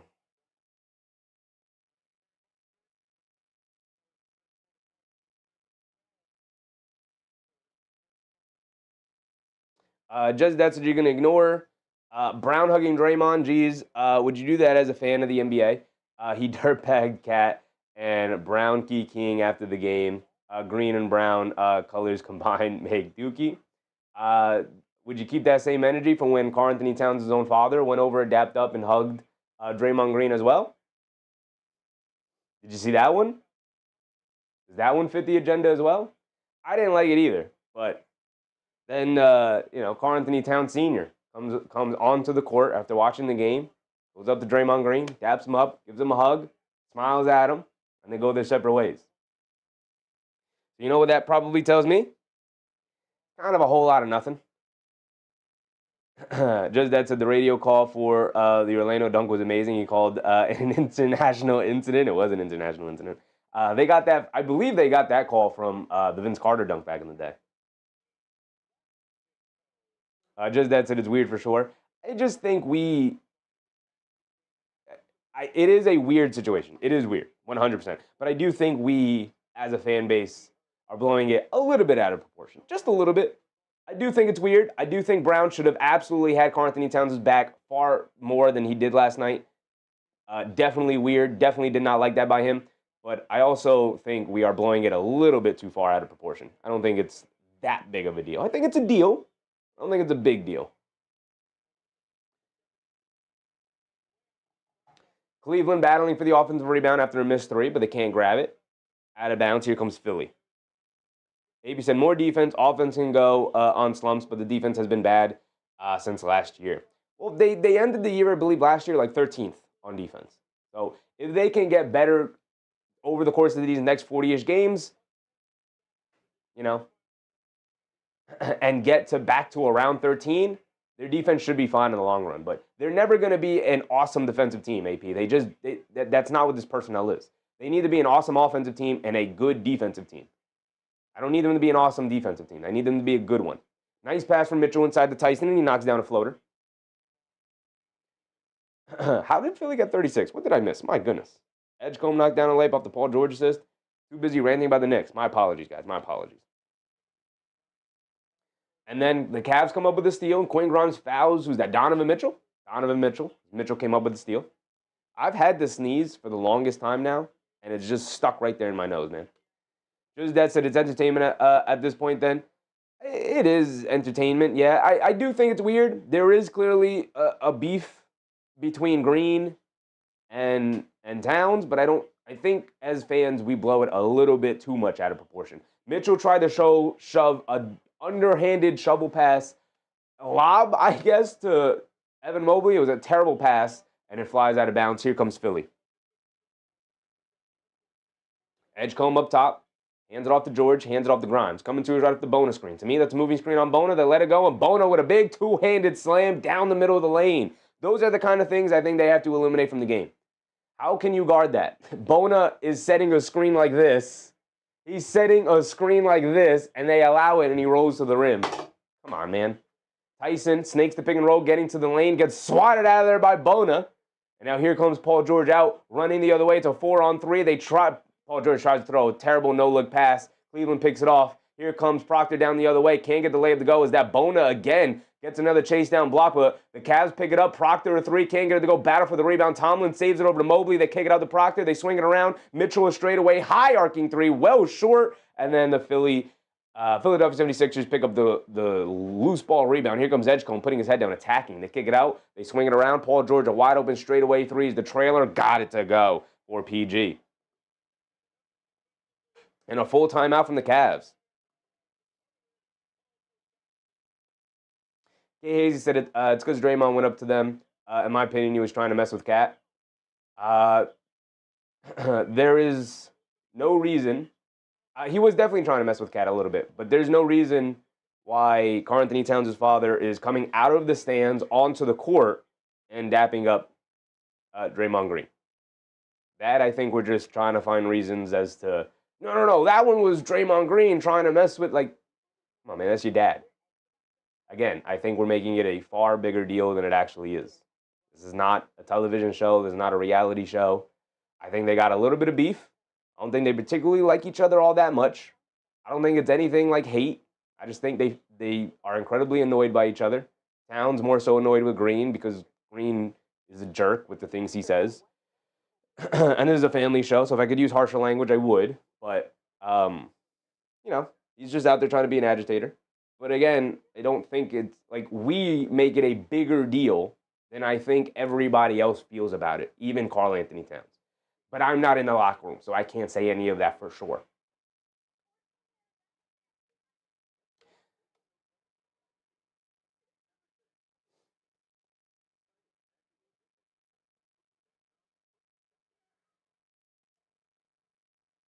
Just Dead said, nobody wants bad press or to make news. Look at Mikal Bridges. He's the gentleman in the Knicks front office loves.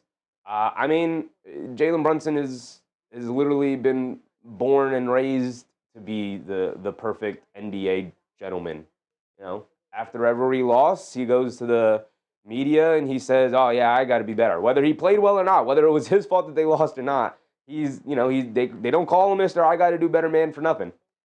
He's got to do better, right? That's always the answer he gives. I got to do better, and that's kind of like the culture of this team, whether we like it or not, whether we think that it is prudent that they need a Dylan Brooks-esque player on this team to just muck things up or not. They just don't have one of those guys on the team right now. So I don't even think it's necessary for them to have a guy like that, but it would help. It would help for sure.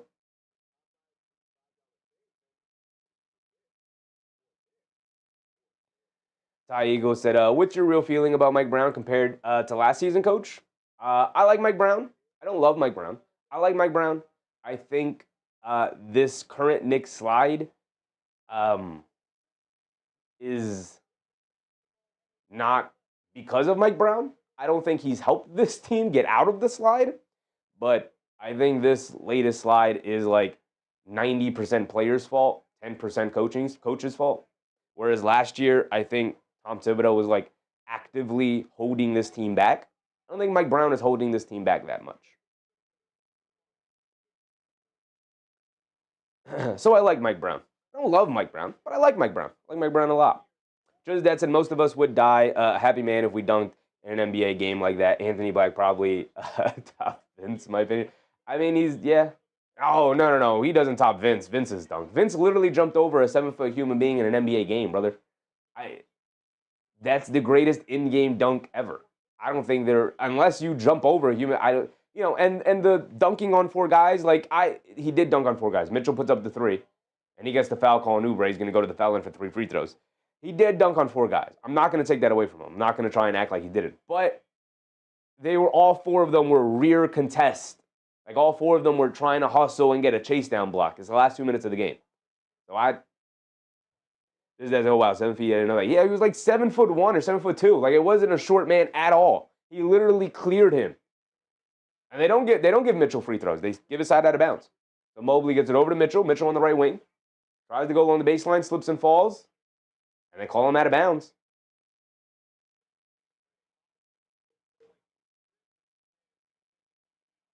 Suns Jet said sometimes guys don't want the off-the-court beef. I know Booker tried to stop the Luka antagonism. Yeah, I think outside of basketball, most of these guys are just like this is a job. And maybe you don't like a guy at a job, but if you just happen to meet the guy that you don't like at work, at a bar, you'd probably get along just fine. I'm not saying you would be buddy and best friends, but you probably just get along with them just fine. And so I think a lot of these guys, like the competitive juices are flowing, the emotions are flowing, and ultimately you're like, I don't like that guy.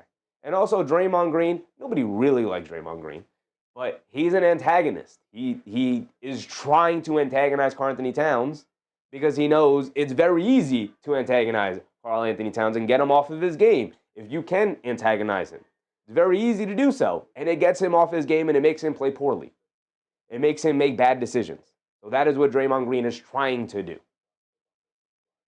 He was very complimentary of Towns after the game, and you could read that as him legitimately saying, hey, Towns is a very talented guy. Or you could read it as him trying to poke the bear Karl-Anthony Towns again and make fun of him a little bit, by being condescending or something. But I don't think it's that. Like, again, I don't think this is like a television show. I don't think this is a reality show or anything like that. I think it's just a couple of guys who, don't particularly like each other that much and, have to compete in a highly competitive situation and tempers flare every now and again. I don't think it's that big of a deal. I do think it's a deal.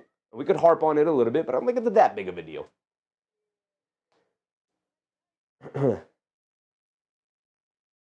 Just Dad said you were, I was a kid when Vince did that. You were a little kid too, right? What year was that? 04?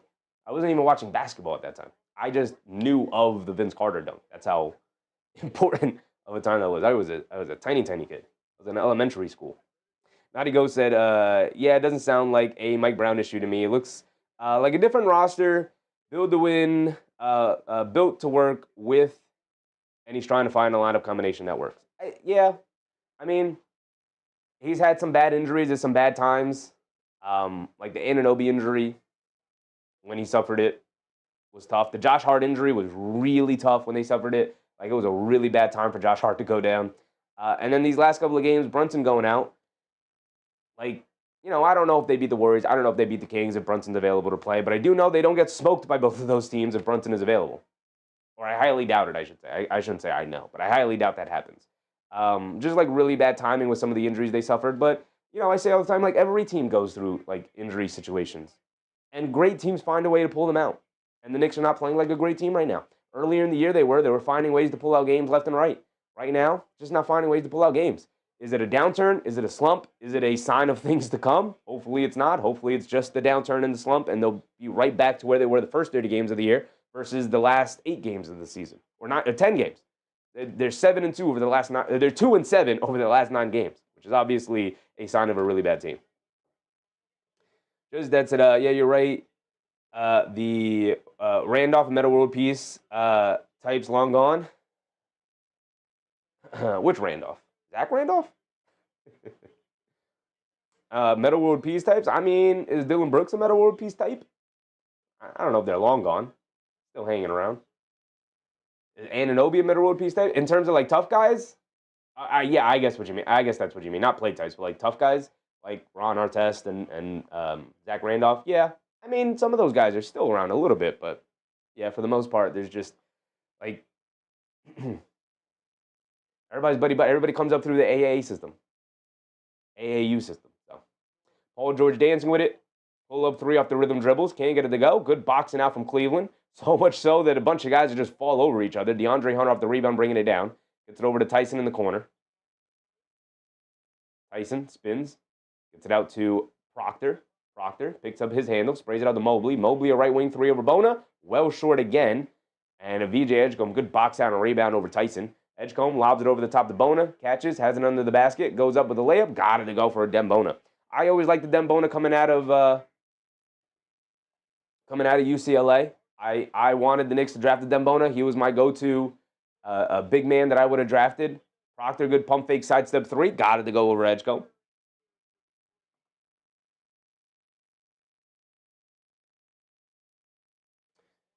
$36-43, 7-point game, 7:30 to go. Edgecombe has it up top. And Proctor picks the pocket of Edgecombe, and he's going to go the other way for a two-handed slam. There you go. There you go, Proctor. Here comes Oubre.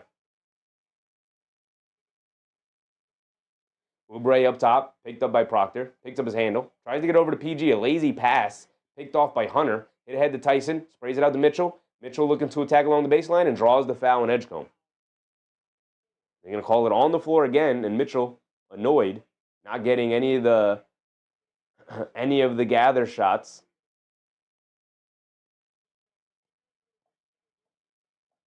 Suns Gen said some guys take shots off the court. Scary dudes for real, like Beef Stew and Drew Eubanks.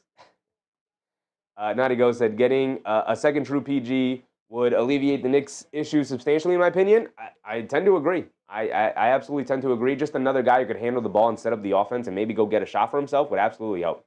Long three from Hunter, can't get it to go, but Jarrett Allen does a great job chasing down the long rebound. They swing it around to Jalen Tyson as he knocks down to three.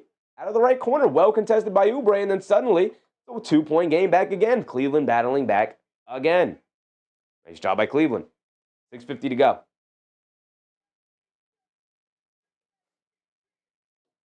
Just that said, Brown is a stopgap before Hurley takes the job until he die. I don't think Hurley could be an NBA coach. He is way too explosive and emotional of a personality to be a successful NBA coach. You have to have your emotions intact. You are a leader of men. You are not a leader of kids anymore. You have to be you have to be an adult in the room. He can't act childish the way has acted childish for UConn. I like Hurley a lot.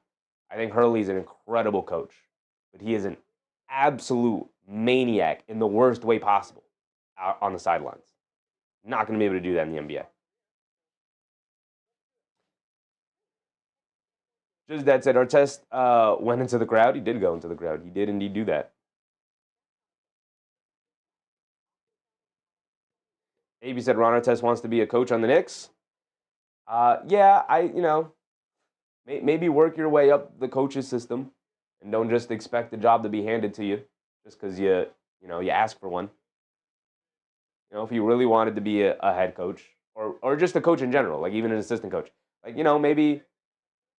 maybe work your way up through the G League system through the coaches ranks that way. Learn what it takes to be a coach in the NBA. And, he's played in the NBA, so he knows the steps for it. But there's a difference between knowing and doing. Right? You can know how to do something, but it's a lot different when you got to step into that role and actually do the thing. All right, here we go. Maxey bringing it down. Hands it off to Paul George. We are under 7 minutes to go here in the second quarter, approaching the halfway point. Barlow gets it over to Embiid. Philly putting most of their starters back in. They're out there with Paul George, Embiid, Maxey, along with Barlow. And Quinn Grimes fills out the last spot. Good box out and rebound off the missed Embiid midi. Tyson gets it over to Porter. Porter driving down to the basket. Stops, throws up the floater, gets blocked, but a foul is called on Grimes. He's going to go to the foul line for two. Porter with an opportunity to tie this game up at 43. Lana Mona said Jason Kidd should have been our coach. Unfortunately, Dallas wasn't going to let him go. I don't know. I don't know if I even want Jason Kidd. I'm not a fan of Jason Kidd's coaching style at all. I don't think he's a very good coach. I think his coaching success was carried by Luka Doncic, and he is now going to have to prove himself as a coach. Although we'll see what happens if his next coaching venture is going to be carried by Cooper Flagg. Craig Porter Jr., instead of tying the game up, steps to the foul line and misses both free throws. Can't be missing free throws, big dog.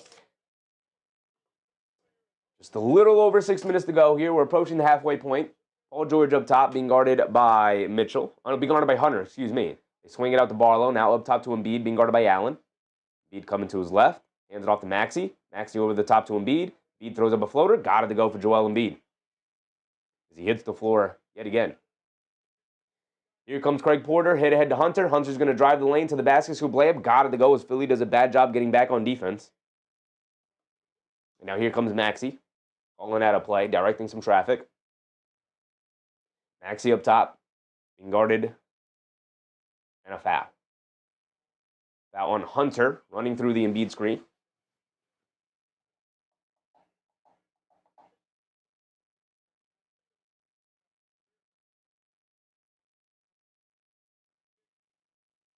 Jalen Tyson up to 17 points tonight. He has been huge for the Cleveland Cavaliers. Get it into Embiid. Embiid hands it off to Maxey.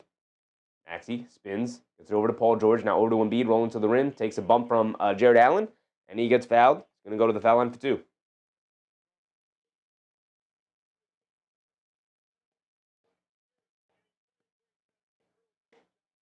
Kay Hazy said Embiid is looking a lot more mobile. Yes, he is.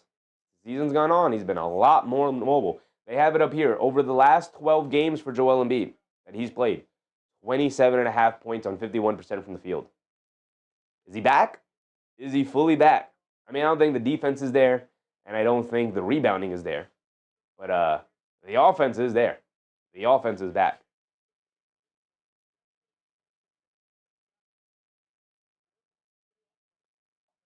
Definitely a lot more mobile as of late.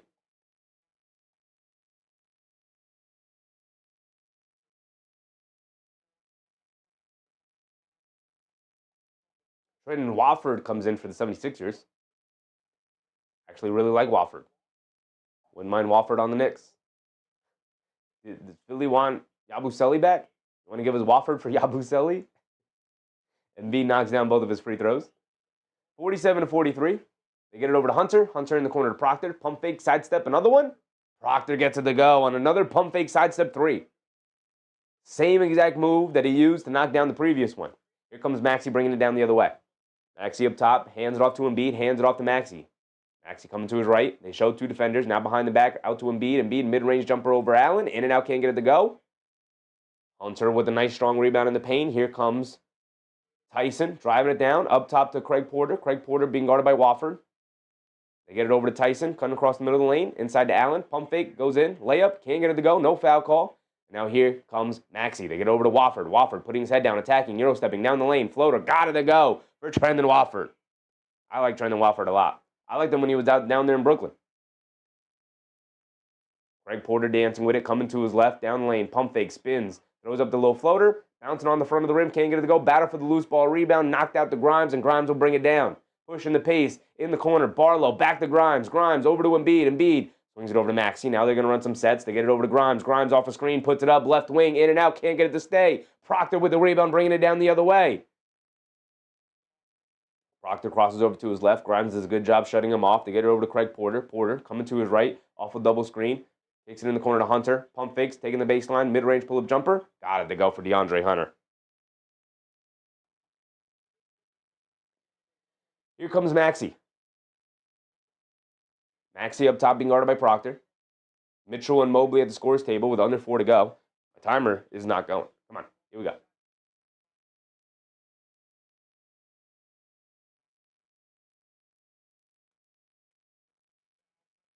Wilson said, facts, nobody's stopping Vince Carter in-game dunks. I watched him his whole college years and NBA career. His tape is just ridiculous. Even if you don't know his tape, like, go watch his tape. His tape is absolutely ridiculous.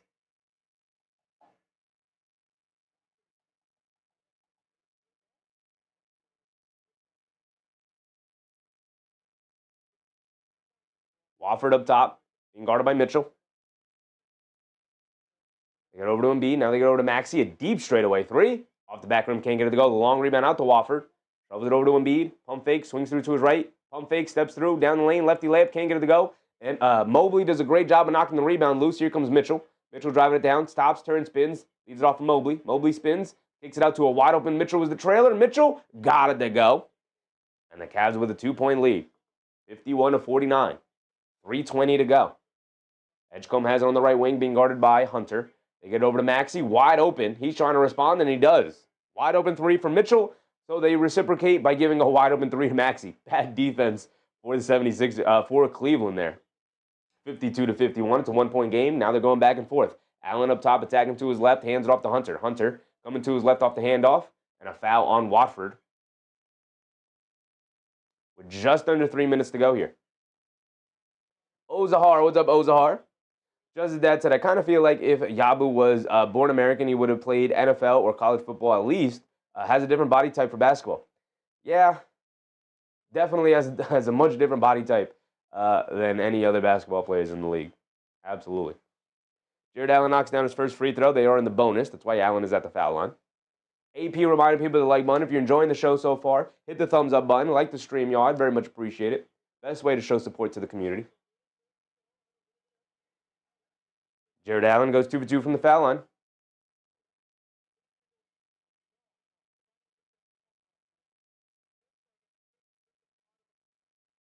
Edgecombe gets it over to Embiid. Knocked out of bounds by Mobley.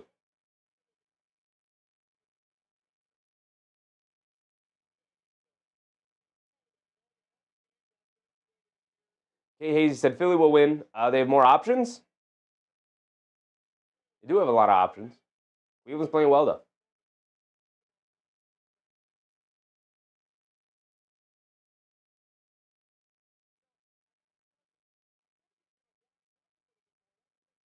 Maxey up top, dancing around the Embiid screen. Quick crossover to his left.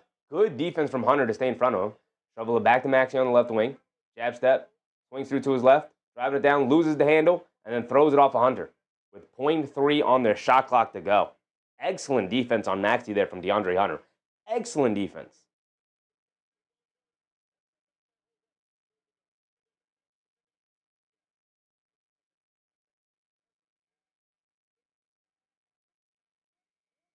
Quick catch and fire from Embiid. Doesn't hit the rim, and it's a shot clock violation.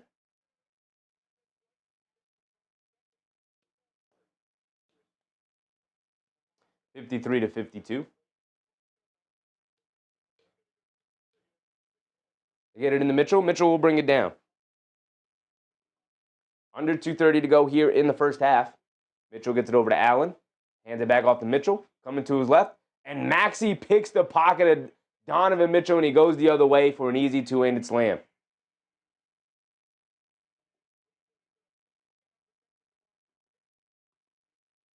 And now Tyson will bring it down the other way. Gets it over to Allen. Tries to get it over the top to Tyson, who gets held by, I believe, Edgecombe.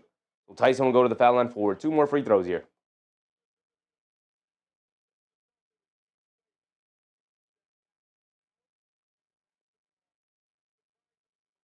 Tyson at the foul line for 2.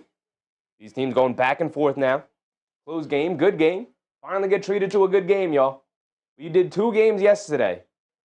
And while it was a good game, technically the scores were close.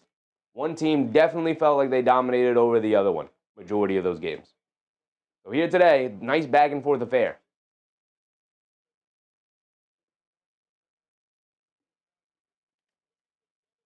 Tyson knocks down both free throws.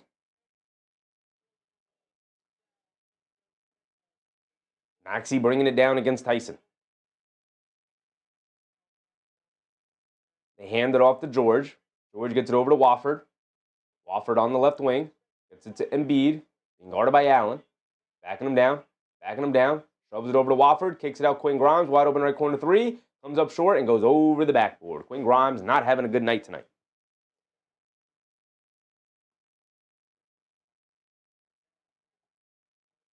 Under 2 to go. Mitchell will bring it down. Mitchell up top. Being guarded by Grimes. Coming to his right. Euro steps down the lane. Kicks it out to a wide open Mobley. Right corner 3. And like Quinn Grimes, Mobley not having a good night tonight either. I think he's been good defensively. But overall, bad night for Mobley offensively. Embiid down the lane. Draws the foul. He's going to the foul line for 2 free throws here.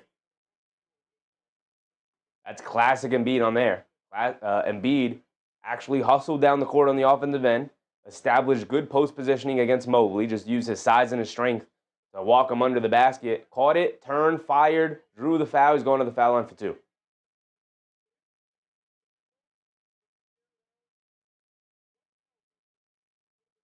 Durston, what's up, Durston?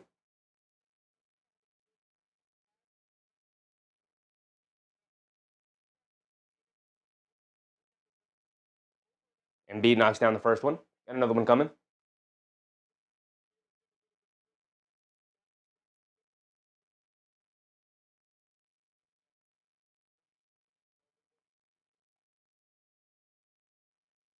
We're tied at 55. Embiid has the 1 free throw remaining. K. Hayes and Maxey has 4 steals. He's open. He's open. Embiid knocks down both. 56 to 55. Mitchell bringing it down. Screen in the backcourt from Hunter. Paul George switched on to Mitchell. Mitchell dancing with him. Pulls it back. Puts up the 3. In and out. Can't get it to go. Grimes with the rebound. Bringing it down the other way. Grimes up top. Gets it over to Embiid. Hands it off to Wofford. Wofford. Gets it back to Embiid. He's feeling it. Calling for it in the post over and over again now. Tagging along the baseline. Crosses over. Has it in the post. Backing down Mobley. Leans in. Gets blocked by Mobley. Embiid picks it up. Kicks it out to Grimes. Grimes sidestep. Left wing 3. He's been missing all night. But he knocks that one down right there. Big time 3 from Quinn Grimes to give his team a 4-point lead. 59 to 55. 40 seconds to go. Mitchell driving it down the other way. Stops. Steps back. They show double team. Mitchell spins right into the double team. Gets caught in the air and throws it away. Great defense from Philly to apply pressure to Mitchell, knowing he did not want to give that ball up. He wanted to keep it and heave up a shot. Good double team from Philly. Maxey brings it down, puts up the 3, can't get it to go. He's going for the 2 for 1. Mitchell rips down the rebound and will walk it down the other way and hold it for what could be the final shot of the quarter here. But there is a, 6-second difference between game clock and shot clock about. Hunter has it up top, being guarded by Maxey on a mismatch. Maxey's not going to give an inch, though. He does have the good hands. We just went over the steals he's had. Hunter down the lane, loses the handle on the ball. Paul George gets it over to Wofford. Wofford keeps his balance, kicks it out. Grimes, wide open, left corner 3. Got another one for Quinn Grimes. And just like that, up 7, Philly goes. Hit ahead. Mobley, Hunter's got a fire at the buzzer, can't get it to go, and that would be the end of the first half. Excellent end to the half for Philadelphia. It ended it on an 8-0 run, just quickly getting stops, pushing the other way, knocking down a couple of 3s. Really bad transition defense from the Cavs, and Philly took advantage. Quinn Grimes knocked down 2 3s. Once he saw one go down, the other one was almost assured.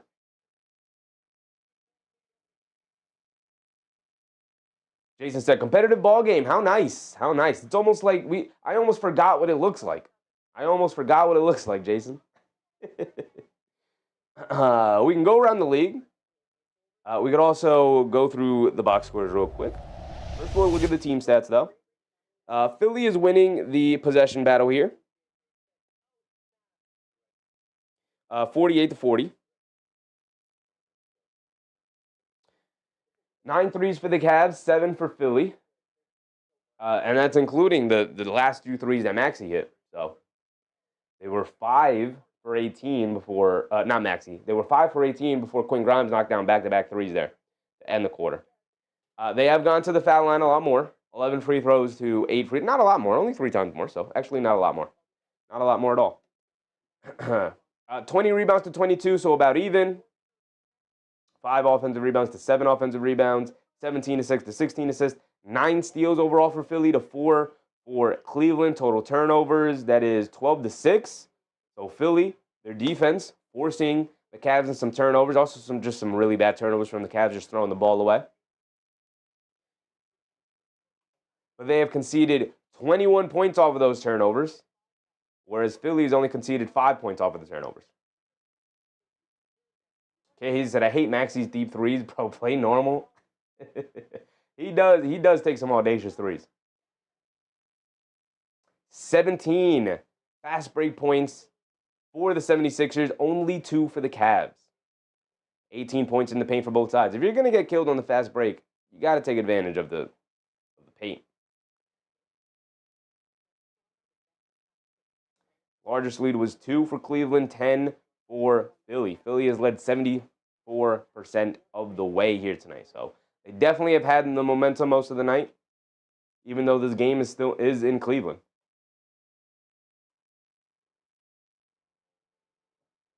Look around the league.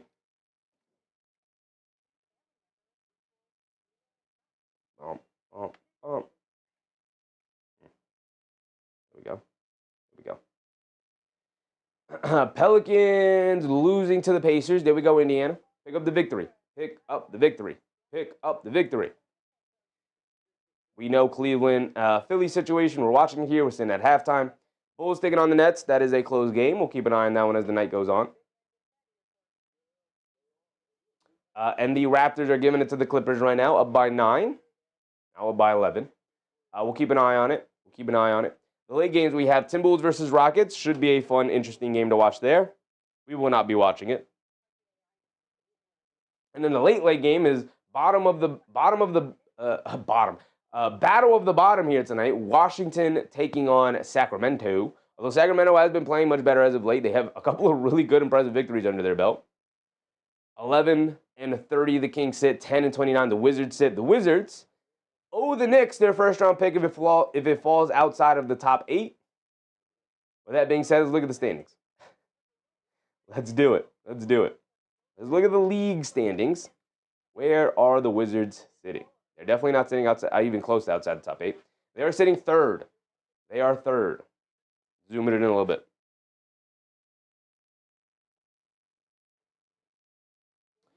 So if they can win, they could possibly even jump up to 5th in terms of being tied in the win column.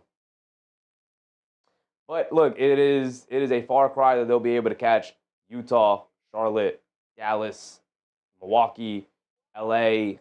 Like Milwaukee with Giannis, not even in the conversation. LA playing much better as of late, not even in the conversation.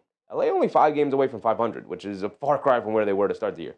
But they're finally battling out of the bottom there for the Clippers. So realistically, if let's say they go on a 3-game winning streak, they jump up to 13. The teams that I could believe they could actually catch, Utah and Charlotte, maybe Dallas if Cooper Flag is going to miss extended time here. But with Trae Young out, no more C.J. McCollum, no more Corey Kispert, and Trae Young not looking to play, expect Washington to continue to tank and be hovering around the worst 3 records of the league, unfortunately, for the New York Knicks. Just that's it, Pels versus Pacers, a bigger basement battle than Wiz versus Kings, no? Yeah. I mean, literally the bottom 2, so yes, literally the bottom 2. But it's funny because the next 2 are the Kings and the Wizards. So technically, yes, but I think they're all kind of on equal playing field here. The 4 worst teams in the league are playing each other tonight. Pretty funny. It would have been great if Brooklyn was playing Utah tonight. That would have taken the cake, though. We would have had the 6 worst teams playing each other tonight. Now let's look at the Knicks, because we've gotten some Knicks questions tonight. The Knicks are half a game ahead of Toronto for the 4 seed. They are thankfully still 2 games ahead of Philly and Orlando for the 3 seed. They're a half game behind Boston now for that 2 seed that they have just given up the lead that they had previously for it. They're 3-7 in their last 10. Not looking good. They're 2-7 in their last 9. Their differential has dropped down to 3.8. They have one of the worst differentials over the last 9 games here. Part of the reason why it's dropped so far. Detroit continues to do their thing. Boston is right there with their differential, right next to Detroit. In terms of opponent points per game, they're giving up 115 points per game. They're only scoring 119. This needs to be like 122 and above. Shows that happy the Pacers are bottoms, but not like this. Yeah, they need to be like the 7th worst team in the league, Indiana. That's what needs to happen for Indiana. The Knicks aren't getting the Wizards pick, so that's already out of my mind. But at the very least, I need Indiana to not garner a top 3 pick. The top 3 guys in this draft look awesome. Maybe even the top 4 guys look awesome. I need Indiana to win some basketball games and get the 7th or 8th pick. That's what I need. Our worst.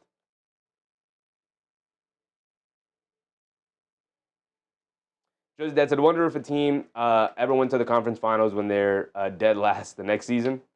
I believe there was a time that happened.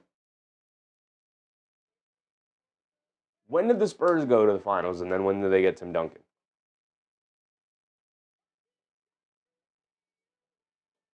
They'd never been to the finals without Duncan, right? Like the Admiral never let him there.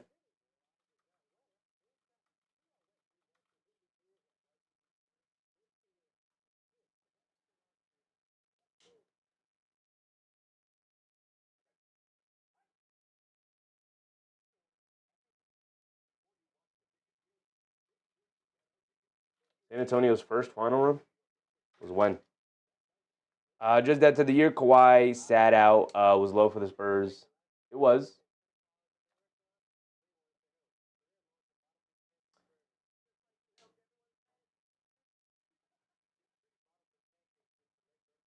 1999, so that was after they had already drafted Tim Duncan. That was actually the first time they had been to the finals. Didn't mean to bring that up. My bad, y'all. Crandon, what's up, Crandon? The fall off in the East is insane compared to the West. Well, it's funny because the East teams have been middling for most part, and the West was middling for the most part, except for Minnesota started to get it going. So obviously Oklahoma City has been cream of the crop, but San Antonio, Denver was supposed to fall off a little bit, but without Jokic, but they found a way. They found a way, man. They found a way. Minnesota was middling for a while. They have found the way to crawl back into it. The Lakers sit at 24-15. I don't trust the Lakers one bit, one iota. I think they'll hover around here, I guess, for a while, but I do not believe in them. They do not beat good teams. And then the Rockets are the team that has been faltering a bit here. But this is where the Knicks are right here. This area right here. This is where the Knicks have been. The Knicks are supposed to be the second best team in the league. Or the second best team in the East.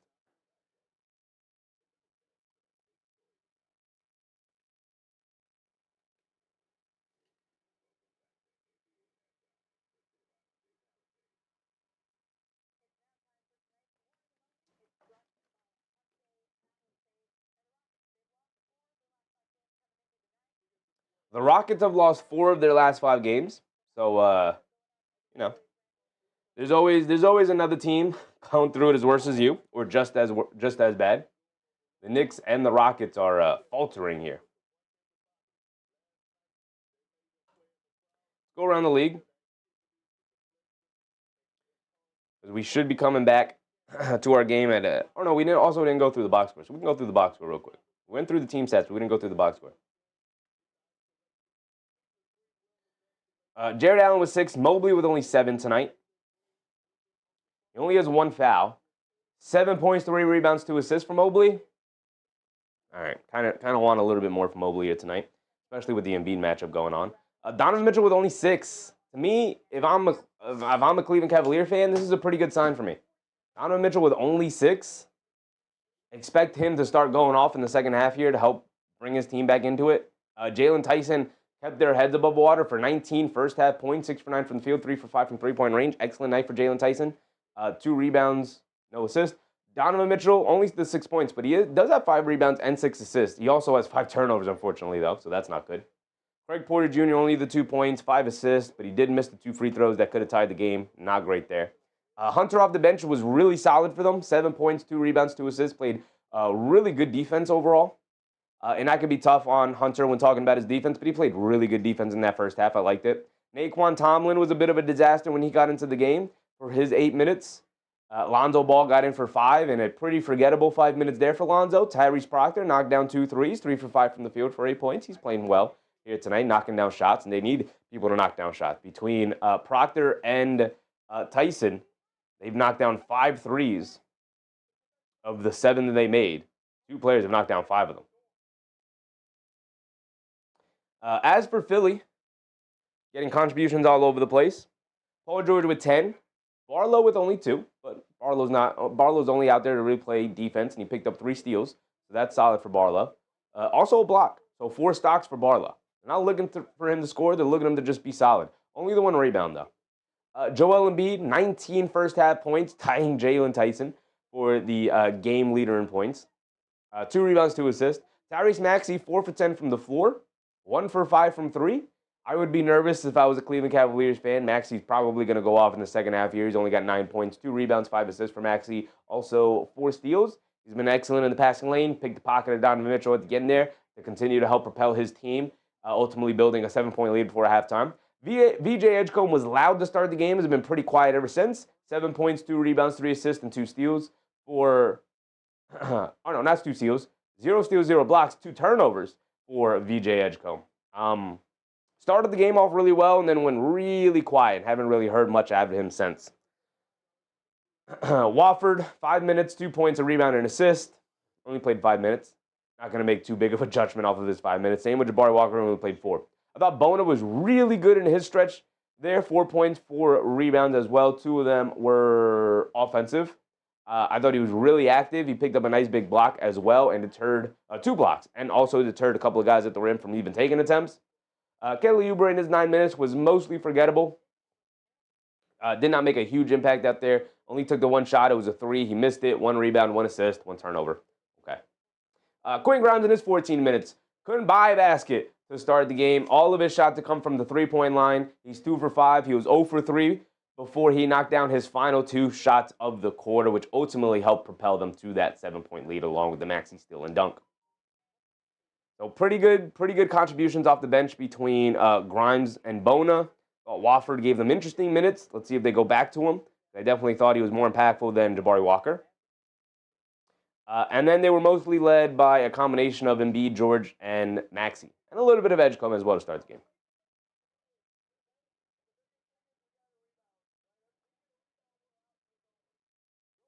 Cleveland hung around because of the impact of Tyson and the shot making of Proctor.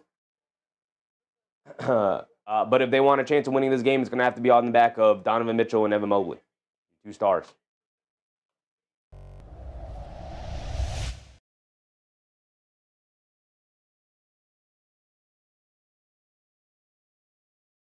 That was one of the worst sneezes of my life, man. That hurt. That hurt. I've been holding that sneeze. Not holding the sneeze. I've been feeling that sneeze build up in my nose for forever. Just waiting for it to come out. And then finally it does, and it's like the worst sneeze of all time. Destroyed my throat. My goodness, man.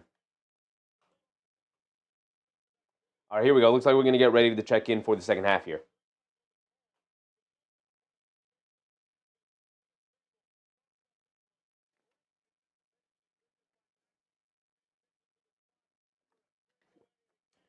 Let me blow my nose.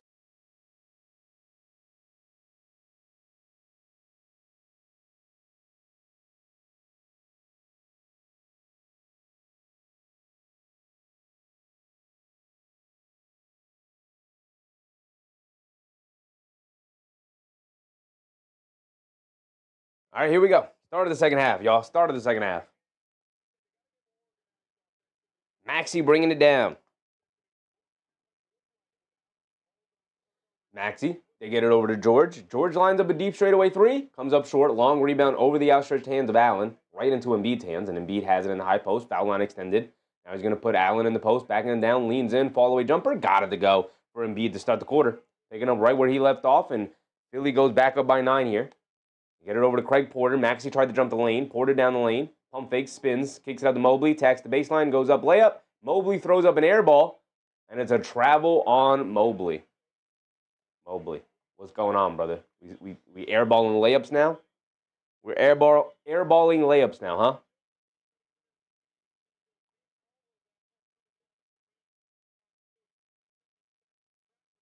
Here comes Maxey.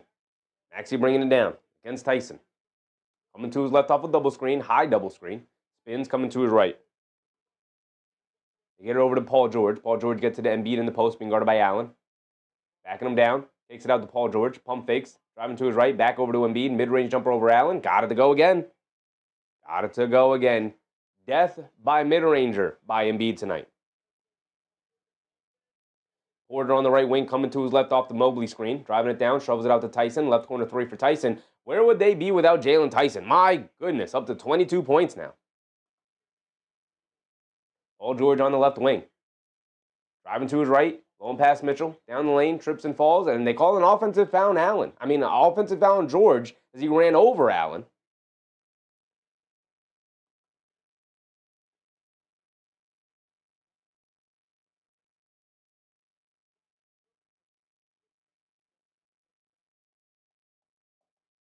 And the Sixers can use a challenge? They are going to use their challenge here. Challenged by the Sixers. Interesting. It was an interesting charge call. Don't normally see those kinds of charge calls. So I guess we're just going to have to wait and see. Shows the replay. They're not going to show us the replay. They got to sneak in these commercials, man. Got to sneak in these commercials.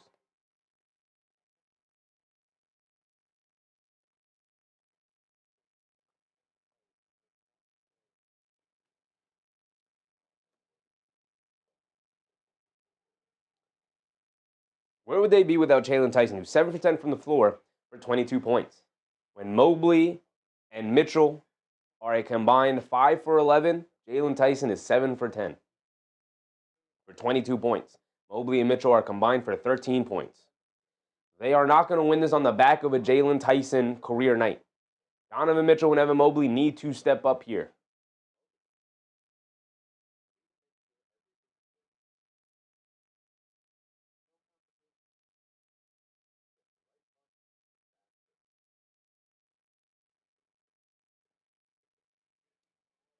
Jarrett Allen with only the 2 rebounds. He's getting picked apart in the pick and pop game between pick anybody and Joel Embiid, whether it's Edgecombe or Maxey or Paul George.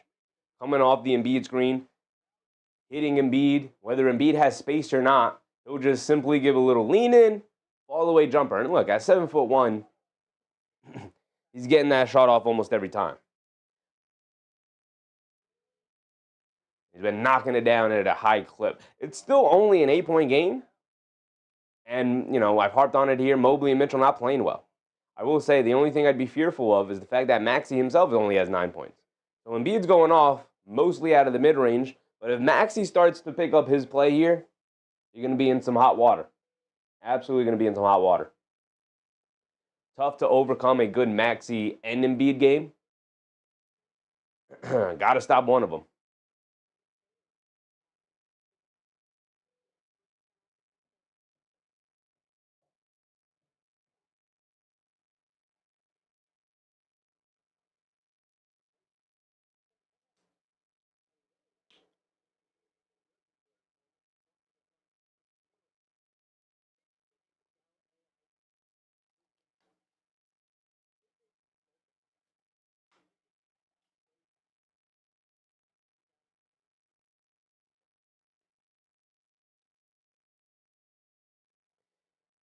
It says here, 76ers will win the challenge.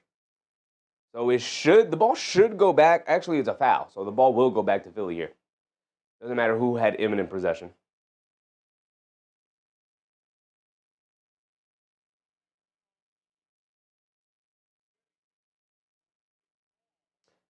Are they going to call in the act of shooting now, though, too?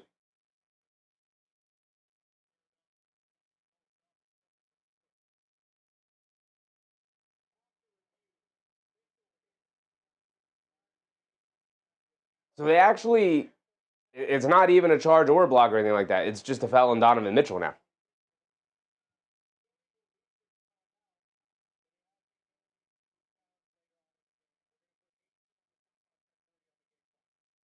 So they are just going to give it to him side out of bounds here.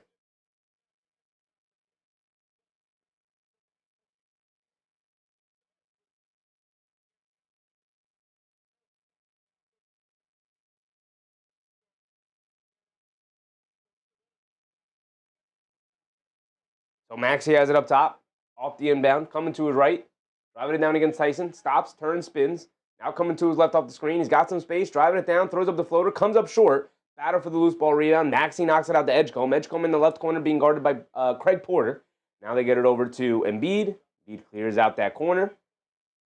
Now he's going to back him down. Stop, turn, spin along the baseline. One-legged fall-away jumper. In and out, can't get it to go. Battle for the rebound again. Barlow saves it, but he was out of bounds. Ball going back to Cleveland.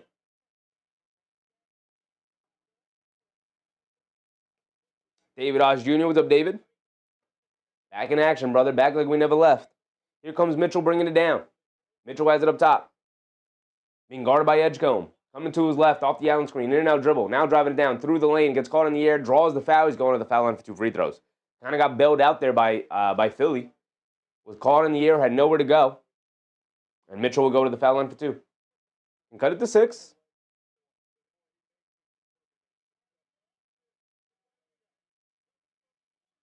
They have the ticker up here for ESPN. Nets up by 17 on the Bulls. Not great. Not great for Chicago. Mitchell at the foul line. Ooh, misses a free throw. Ball don't lie, brother. Ball don't lie. He got the little ticky-tack foul call on Embiid there. Little retribution. Embiid has definitely gotten a couple ticky-tack foul calls on the Cavs. Mitchell missed the first one, but he does at least knock down the second one for his team. 7-point game. Paul George bringing it down. Under 10 to go in the third. George hands it off to Maxey, hands it off to Edgecombe. Edgecombe being guarded by Tyson. Jab step, coming to his left. Driving it down in the paint. Gets caught in the air and throws it away. I think Edgecombe was looking for a foul. Got caught in the air, tried to pass it at the last second to somebody. Nobody was ready for it. It was a bad pass anyway. And now here comes Cleveland. Mitchell up top, being guarded by Paul George. Swings it over to Mobley. Mobley attacking to his right. Stops, turns, spins, flips it up at the rim. Can't get it to go. Tyson comes flying in for the offensive rebound. Kicks it out to Mitchell. Mitchell, quick crossover to his left. Picks up his handle again. Now they get over to Tyson. Steps behind the three-point line over Embiid. Oh my goodness, this kid, Jalen Tyson, he's having himself a heck of a night. 25 points for Jalen Tyson now. Paul George has it up top. They get it over to Maxey. Maxey being guarded by Tyson, over to Embiid. And Embiid throws it to nobody. And Allen comes up with the steal. Kicks it out to Mitchell. Right corner three for Mitchell in transition. Can't get it to go. Mobley can't grab the offensive rebound. Out of bounds. Back to Philly here. Did not love that shot from Mitchell.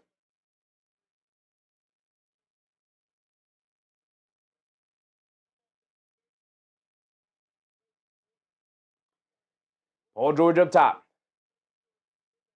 Driving it down in the paint. Goes up. Draws a crowd. Kicks it out to Embiid. Wide open for three. Knocks it down, nothing but net. Nobody even wanted to even try and hustle out there. Craig Porter made a half-hearted effort to maybe go out there, but ultimately even doesn't. Mitchell kicks it over to Mobley for a three. Mobley comes up short. Battle for the loose ball rebound. Allen knocked it out, but Mobley can't hold on to it, and it's out of bounds. Mobley has been MIA here tonight. My goodness. Here comes Paul George. Paul George up top, coming to his right off a Barlow screen. Paul George settles for the pull-up three off the screen. Can't get it to go. Nobody there to grab the rebound, though. Philly picks it back up. Inside the Paul George, gets caught in the air, kicks out to Embiid. He's going to attack to his left. Now dance with it. Embiid comes to his left, leans in. All the way foul line jumper, comes up short. Jarrett Allen comes in and finally secures the defensive rebound. Gets it over to Mitchell, now out to Porter. Porter driving it down, leaves it off for Allen. Allen down the lane, goes up, scoop layup. Got it to go for Jarrett Allen. Nice strong move for Jarrett Allen there. You won't find me saying that too often about Jarrett Allen, but that was a nice strong move for him down the middle of the lane. Here comes Joel Embiid now. Embiid has it up top. Coming to his left, shoves it out to Maxey. Spinning to his right, pulls it out, crosses over to his left. Off the Embiid screen, driving it down, pocket pass to Embiid. Another foul line jumper. This time he switches it yet again. 28 for Embiid now. Here comes Porter. Porter has it up top to get over to Mitchell. Maxey tried to jump the passing lane for a steal. Mitchell up top. Gets it into Allen. Allen down the lane. Takes a bump. Flips it up to the left hand. Can't get the layup to go. Allen looking for a foul call. He's not going to get it. Here comes Maxey bringing it down the other way. Maxey hesitates. Crossing over to his left down the lane. Gets the lefty layup to go. Blowing past Porter. And back up by 9 they go. And Cleveland calls a timeout. 7 minutes to go in this third. Approaching the halfway point. David said, I heard the Knicks lost King at Marshall from Dallas.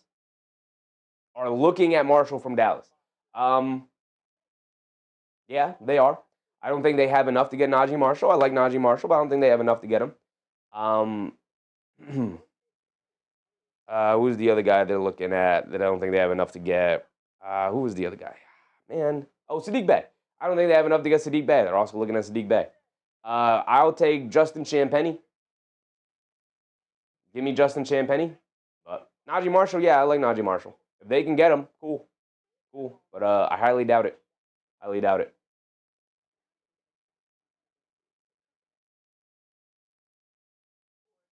The only way he may possibly be gettable for the Knicks, is without giving up any key parts of their role guys, is if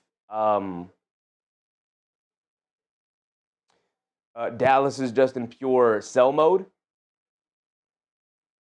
But I do think Najee Marshall could maybe go for a protected first-round pick. Like, I like Najee Marshall a lot. So. They are looking at him. I just don't think they'll be able to get him. Not to harp on it so much, but Mitchell and Mobley continue to not get it done tonight. I'll give Mitchell credit. Like, I often say, if you're not going to score the ball at a high clip as the main scorer of the team, at least find other ways to contribute. 5 rebounds, 7 assists for Mitchell. So he's playing hard. And look, he's been the guy who's held this team together with tape and glue, man.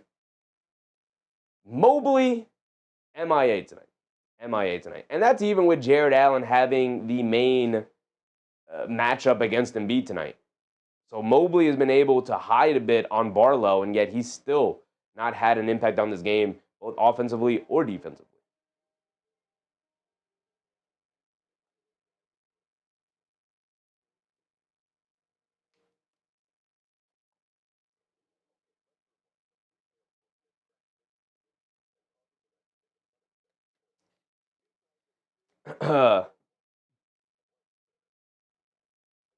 As for the Cavs, Embiid continues to kill them by a million mid-range jumpers. 9 for 18 from the floor tonight for 28 points, 4 boards, 2 assists. Maxey with only 11, 5 for 12 from the field. Not even a good night for Maxey, and they hold on to a 9-point lead right now. Edgecombe and Paul George have yet to score in this half.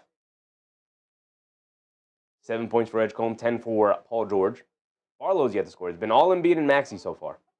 All Embiid and Maxey so far.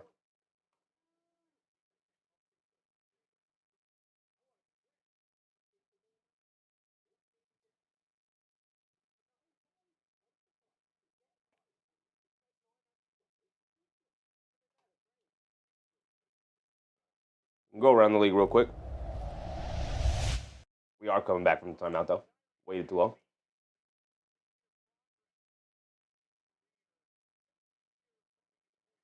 Pacers, 7-point lead over the Pelicans. Love to see it. Love to see it. Nets taking it to the Bulls, 57-40. Not great for the Bulls. And Raptors, 9 points, still holding on to that 9-point lead over the Clippers. And then obviously we have our 2 late night games, but solid night.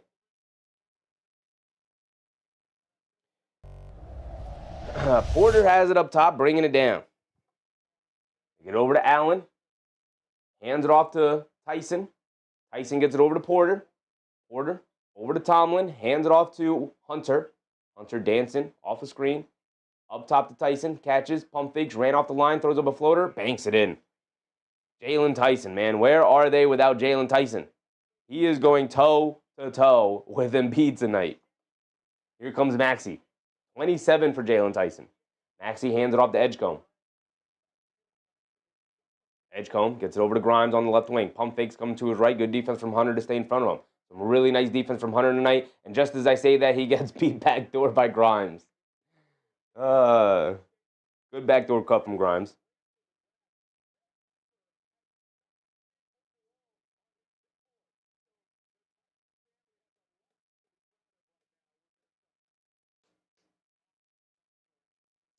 Grimes is going to be at the foul line for 2. They in the bonus? I think they're in the bonus. Interesting they call it in the act of shooting.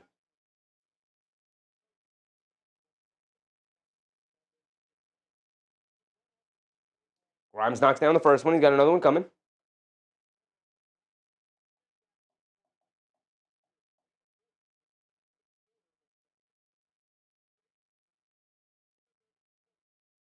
Grimes does miss the second one. Missed free throws. Will help the comeback.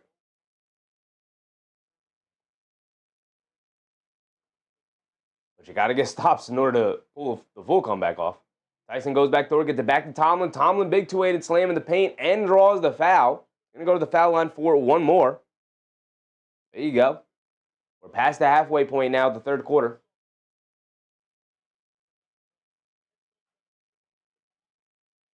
So Tomlin, there's some energy, there's some effort.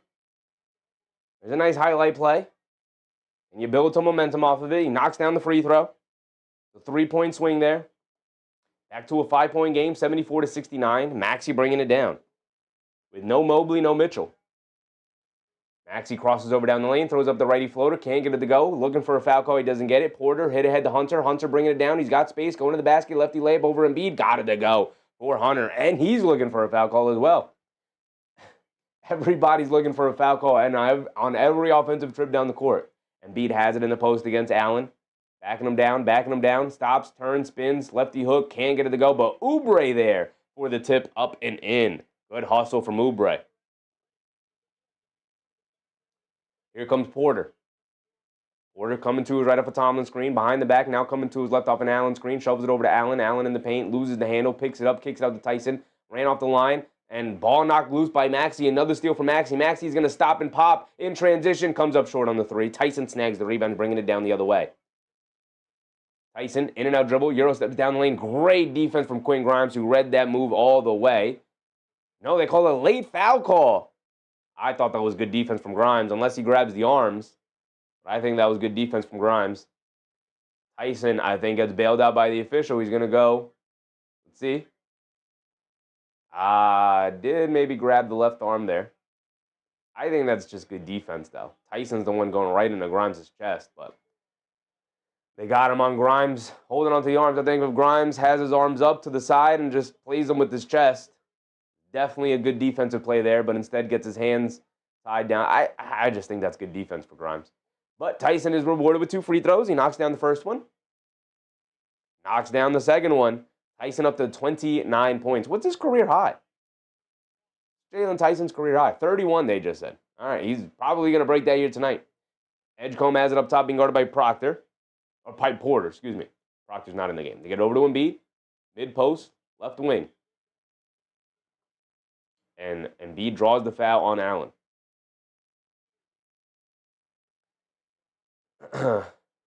Tori ends Bethio. What's up, Tori? Y'all think Tyrese Maxey can hit a 3? I do think Tyrese Maxey can hit a 3, brother. Actually, I know Tyrese Maxey can hit a 3. He shoots like 39% from 3. No, he doesn't. He shoots like 40% from 3.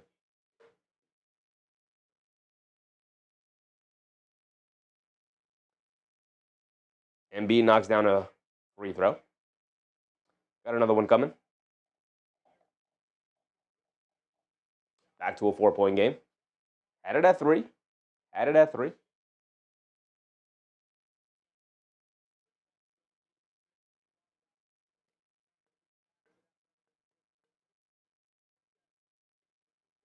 Embiid hit the first one. He's got one more coming.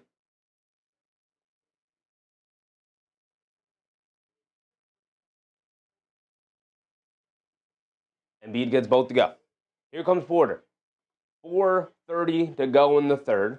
It's a 5-point game, 78-73. Porter up top to get it over to Hunter. Hunter back to Porter. Porter being guarded by Maxey. Jab step, pump fake, drives to his right, down the lane, kicks it out to Tomlin. He's going to take the baseline to the basket. Can't get the reverse dunk to go, and he falls down. They kick it out to Porter, though. They swing it out to Tyson. Ran off the line by Embiid to the basket. Avoids the block and knocks down the floater. Where would they be without Jalen Tyson tonight? My goodness. Embiid up top, coming to his left. Get over to Maxey. Maxey spins, coming to his left. Driving it down, gets to the baseline, fall away jumper. Can't get it to go. Battle for the rebound. Good boxing out from Hunter and Tomlin there. Tomlin grabs the rebound. Has it up top, being guarded by Wofford. Coming to his right, off the Allen screen. Picks up his handle. They get it up top to Porter. Dances with it against Grimes. Crosses over to his right. Spins to his left. Fall away jumper in the paint. Porter can't get the friendly roll as it rolls off the side. Embiid with the rebound. Here comes Wofford. Wofford gets it over to Embiid. Full head of steam. Down the lane. Gets tripped up. Falls. And gets the foul call. He's going to the foul line for 2 free throws. Living at the free throw line tonight.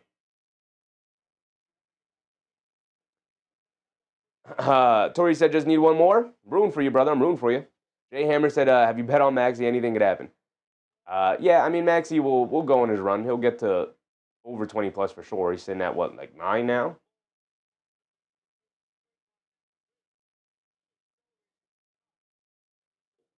Embiid at the foul line for 2. On the replay there, I was not paying attention to the body, but Embiid ended up tripping over his own feet. So that happened. and he misses a free throw, maybe the ball doesn't lie. Maybe the ball doesn't lie, man.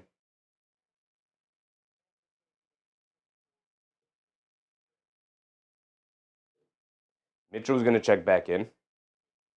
Not a good night for Donovan Mitchell. 7 points tonight. Over the last 3 games versus Philly, he's averaging 40. So definitely a far cry from how he usually plays against this team. Embiid does knock down the second free throw. 4-point game. 79-75. 3:30 to go. Lonzo has it up top, being guarded by Maxey. Lonzo back in the game as well. Tagging to his left in the paint, throws up a floater. Can't get that one to go down. When was the last time? I can't tell you the last time I saw Lonzo actually take somebody off the bounce and shoot a shot. Oubre gets the home run pass and gets the layup to go on the other side of the rim. Excellent hustle from Oubre to beat the Cavs down the court there. Mitchell up top, leaves it off for Mobley. Mobley down low to Hunter. Pump fake, gets chased down, blocked by Embiid. And now here comes Grimes pushing the other way. Grimes hesitates, blows right past Lonzo to the basket. Scoop lay with the right hand, got it to go past Mobley. Just like that, back up to 8. Mitchell and Mobley come back into the game, and I don't know why it's more coincidental than anything that's from them, but my goodness. It's more so Jalen Tyson comes out of the game, and they just got nothing. Tomlin in the middle of the lane knocks down a little push shot floater. Quiets the crowd down just for a second. Grimes bringing it down the other way, approaching the 2-minute warning of this third. Grimes gets it over to Maxey. Maxey being guarded by Ball, coming to his right, off the Embiid screen. Takes it over to Embiid. Embiid crosses over, dancing with the ball now against Mobley. Puts him in the post, pump fake, spins, takes it out to Grimes. Puts up a deep straightaway 3 over Hunter. Can't get it to go. Lonzo with the rebound. Ball gets it over to Mitchell. Mitchell attacking to his right, throws a lob up. Mobley catches and throws it down with 2 hands. There you go. There you go, Mitchell-Mobley. The Mitchell-Mobley connection, back to 4. Under 2 to go here. Watford bringing it down. They get it over to Maxey. Maxey up top being guarded by Ball.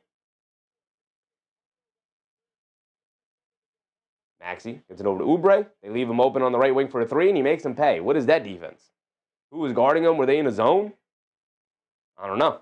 I couldn't tell you. Don't know. I had no idea what Cleveland was doing there on that defensive trip. Mitchell up top. Hits Hunter, slipping to the rim. Leaves it off for Tomlin. Goes up. Big one-handed slam over Embiid. There you go. You need some energy. Way to provide it, Tomlin. Big 2 highlight dunks there. Embiid has it up top, being guarded by Mobley. Maxey hits the floor, looking for a foul call. He doesn't get it. Now he's talking to the official. Embiid has it in the post, though. Down the lane, puts up a tough, wild floater. Can't get it to go, but Trendon Watford right there just beating everybody to the ball and gets the tip up and in. Lonzo pushing it down the other way and gets it knocked out of bounds by Maxey. Maxey's done a phenomenal job going for these steals tonight. My goodness.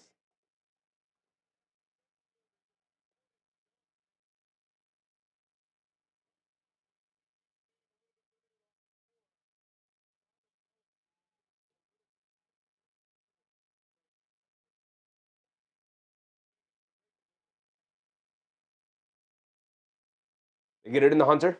Hunter coming to his left. Spins. There's nowhere to go. Gets it over to Mitchell. Cross-court pass to Tomlin. Pump fakes. Driving to his right. Leaves it off for Mobley. Mobley in the paint against Bona. Goes up. Can't get the layup to go, but it does draw the foul on Bona. He's going to go to the foul line for 2 free throws. Got to be a little bit stronger than that, big dog. Got to be a little bit stronger than that. 44 seconds to go. 88-81. Mobley at the foul line for 2. Nice drop-off pass from Tomlin, who's providing a lot of energy for them right now. Mobley at the foul line for 2. Knocks down the first one. Got another one coming.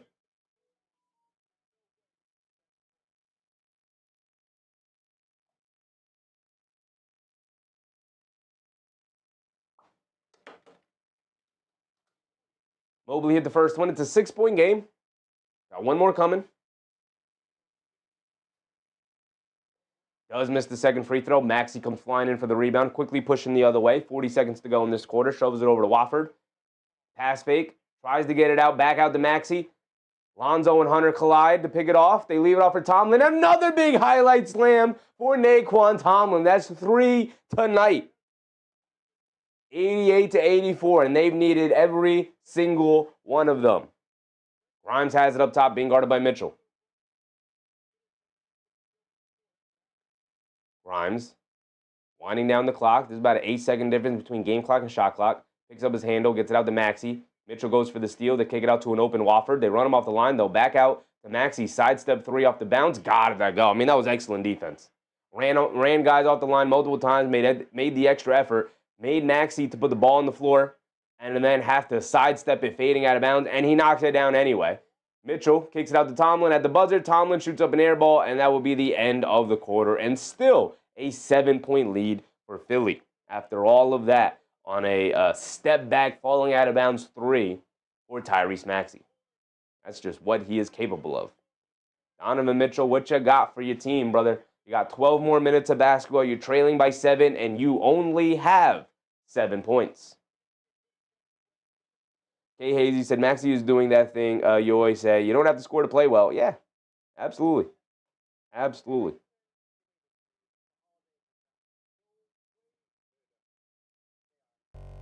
What does Maxey have tonight? Maxey only has 14. I mean, this is a guy who averages 30 points a game. He's got 14 points tonight.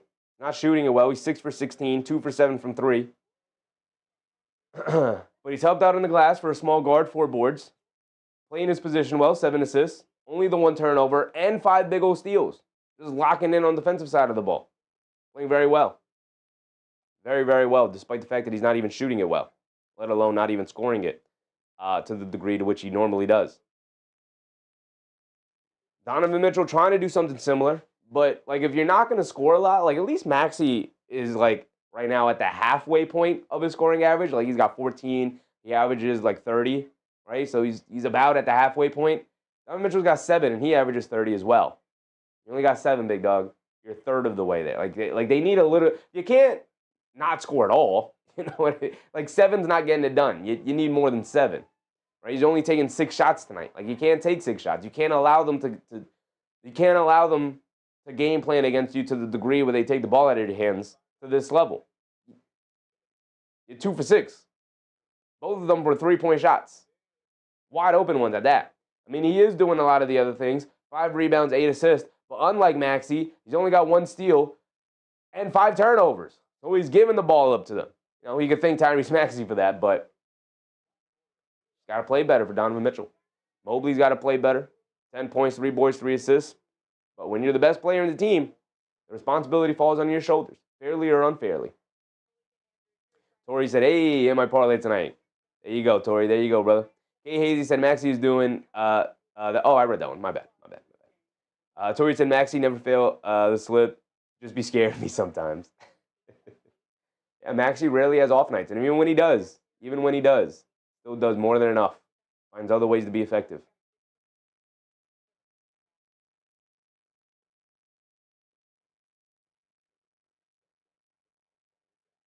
Whoops. Just that's a big forthcoming from someone. Shall see who it is or whom. Maybe a couple dudes. Maybe. Pacers up by 7 on the Pelicans here. And the Pacers pull it off. I would very much appreciate it. Bulls now within 12 of the Nets. Striking distance. They come out firing in the third. 14-9. Start the second half. Okay. Clippers, Raptors. Back to a close game. 1-point game right now. And then we have our late games, which won't tip off until after we're done here tonight. 12 more minutes of basketball, though. Fourth quarter. Throw it up on the clock.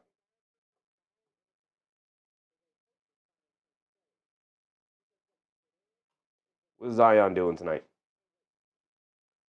Zion's been on a bit of a heater as of late. 25 points, 10 for 12 from the floor. 5 rebounds, 6 assists. Zion's on a bit of a heater right now. Here we go. Locking back in. Ball gets it over to Mobley. Mobley and Mitchell start the fourth. Mobley up top being guarded by Bona. Lost the handle, picks it up, and a timeout from the Cavs. Having to call a timeout 12 seconds into the quarter.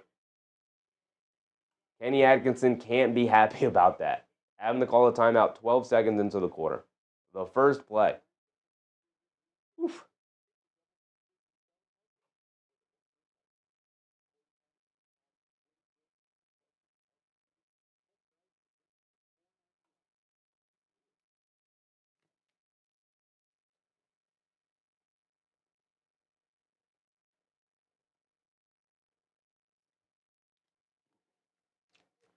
If you had to ask me who's going to have the big fourth quarter, Donovan Mitchell usually tries to go off in the fourth quarter, whether he just starts chucking up shots. So I expect Donovan Mitchell to probably end the game with more than 6 field goal attempts for sure, but probably start getting closer to that 13, 14, 15 field goal attempt range. You just got to start getting shots up.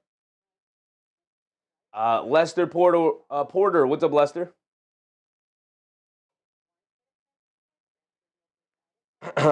Could definitely see a guy like Maxey also going toe-to-toe with Donovan here in the fourth quarter. But Embiid has also been cooking, so when Embiid comes back into the game, they'll probably play a lot through Embiid as well. Let's see.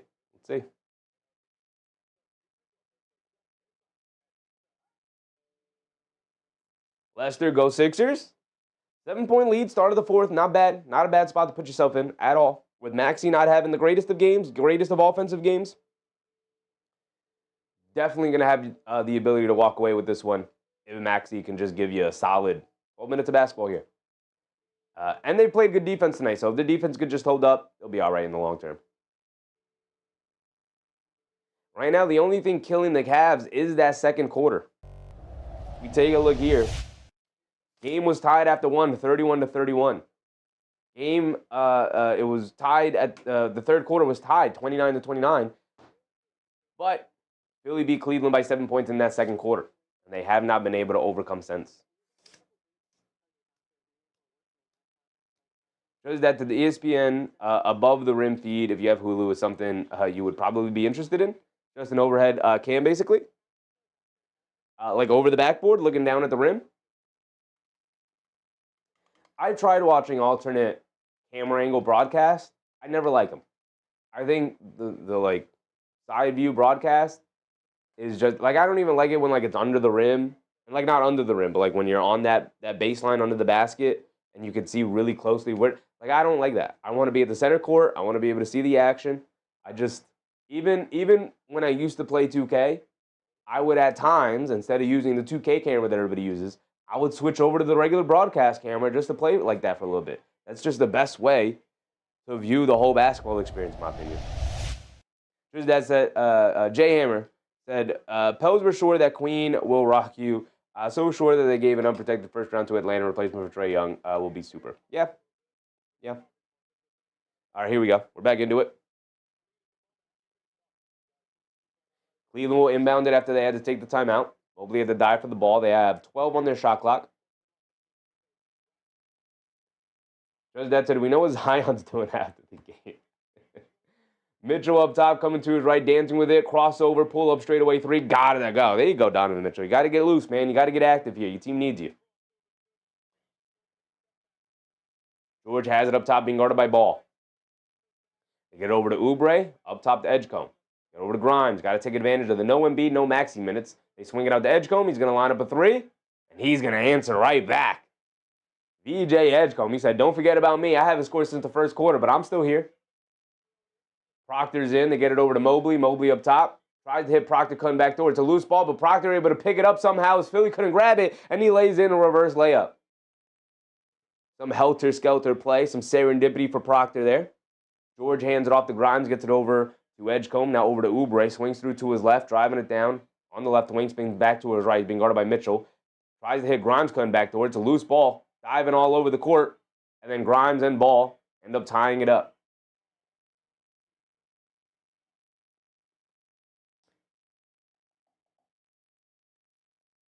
George Person, appreciate you, George. Appreciate you, brother. He said, please hit the thumbs up, like button. Thank you so much. Thank you, George. Thank you. You guys enjoying the show so far? Hit the thumbs up button, like the stream.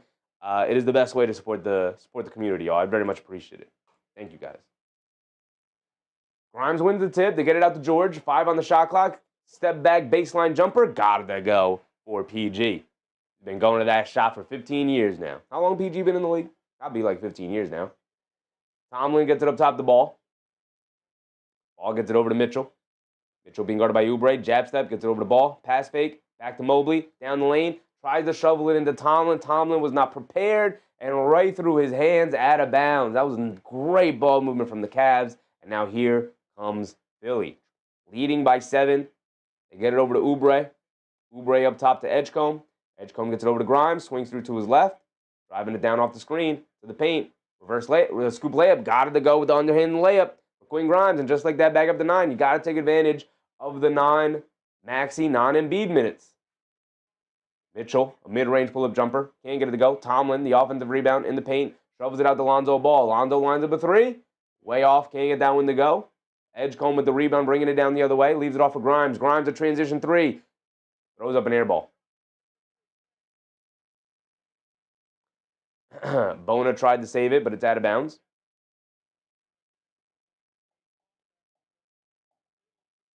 Lester said, you are cooking. Love the hat. Appreciate you, Lester. Appreciate you, brother. We are indeed cooking over here on the channel.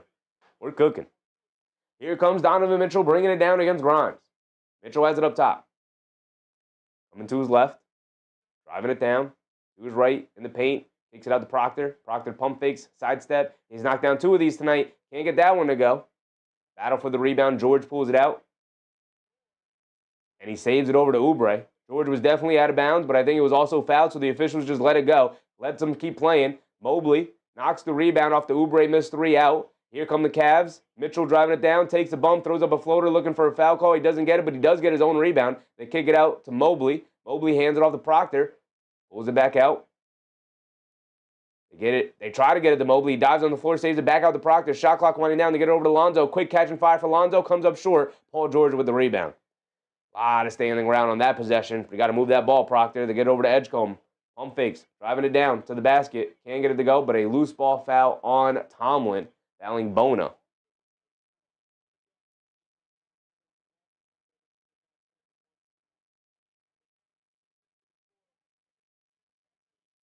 Jay Hammer said, Proctor would be good with Dante Exum. Where is Dante Exum? Is he back out of the league? I don't even know. Last I knew, I'm pretty sure he's with Dallas. He's just injured for the year.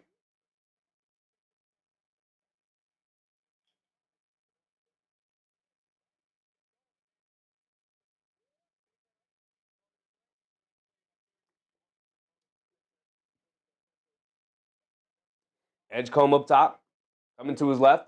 Tyson back in the game to get over to Paul George. Paul George baseline, mid-range, fall-away jumper. Got it to go. PG digging into his old bag. Back up by 11. Mitchell lobs it over the top of Tyson. Tyson kicks it out to Proctor. Proctor lines up a 3. Got it to go for Tyrese Proctor. He's been huge tonight with some of his shot making. His third 3 of the game. Here comes Grimes bringing it down the other way, looking for an answer. Philly up by 8. They have some room to play with. Grimes tries to spins off of Proctor, but loses the handle, but he steals it right back to the basket layup. Got it to go. What a great play from Quinn Grimes. Made a mistake, but immediately got it right back and scored. Hunter down the lane gets fouled by Edgecombe.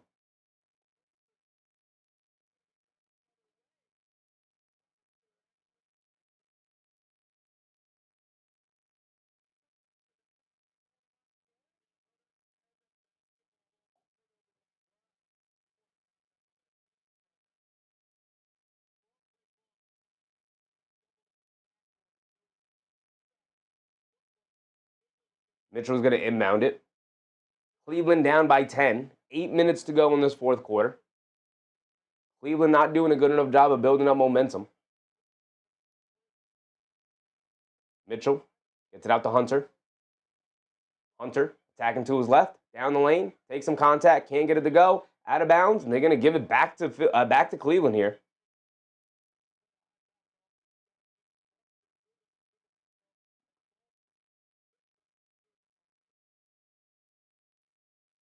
Porter gets it into Mitchell. Pump fakes. Sets himself. Fires a 3. Rattles it in. Back to 7. Back to 7. Under 8. More than enough time. But you got to build some momentum here. And a timeout from Philly. You played 4 minutes so far. 4 minutes and 10 seconds without Embiid or Maxey in the game. And you have not been able to get any closer. You entered in the fourth quarter trailing by 7. Over 4 minutes with no Maxey or Embiid. Philly calls a timeout. And you're still trailing by 7 for Cleveland.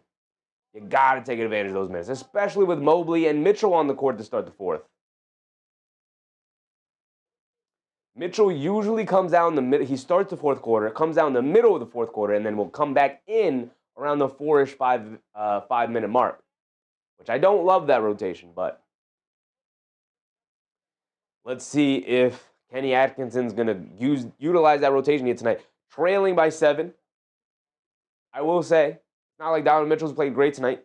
He's up to 13, though. He's knocked down 2 threes in this fourth quarter.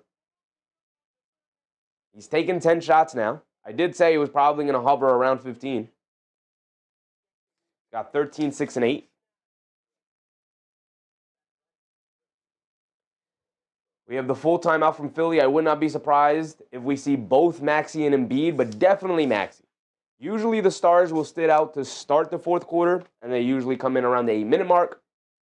I fully expect Maxey to be in after this timeout. Embiid, maybe not. Maybe not. They might put in Maxey, save Embiid a little bit more. Obviously, he has the injury history that he has, and they're working his way back. He's still under injury management, so probably see Embiid around the 5-6-minute mark when Donovan Mitchell would sub back in. Let's see if they do pull Donovan Mitchell out.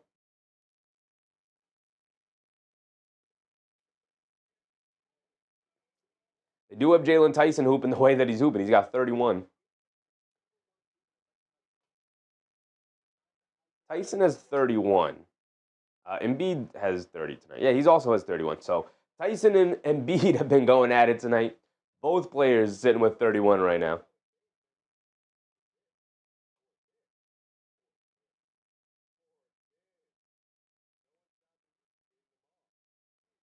Edgecombe with 10. He's perfect from the field tonight. He's only taking the 4 shots, but only taking the open ones. Not forcing anything. A lot of other guys have had it going. They're playing mostly through Embiid here tonight. 9 for 20 for Embiid. He's getting to the foul line, though, as well. 11 for 12 from the foul line. Overall, they've taken 17 free throws to the Cavs, taken 15. So pretty even there. 14 made threes for the Cavs, 11 made threes for Philly.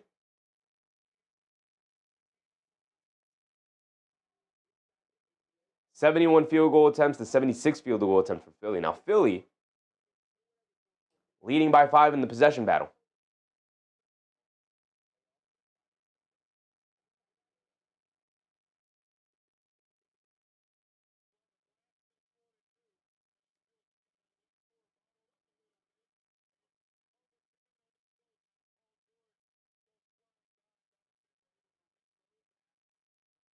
Here we go. We're checking back in. Mitchell remains in the game.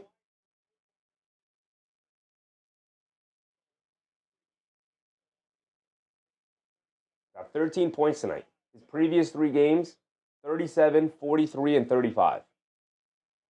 A far cry of his usual production. Maxey is indeed back in. They get it out to Grimes. Grimes attacking to his left. Step back, foul line, pull-up jumper. Can't get it to go. Hunter with the rebound, gets the ball ripped out of his hands by Paul George and knocked out of bounds by Hunter. Come on, Hunter, you got to be better than that, big dog. You got to know Paul George is standing right there.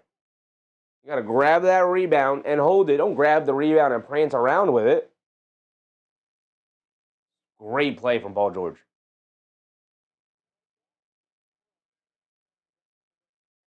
Maxey on the left wing. It's been an issue all night for Cleveland.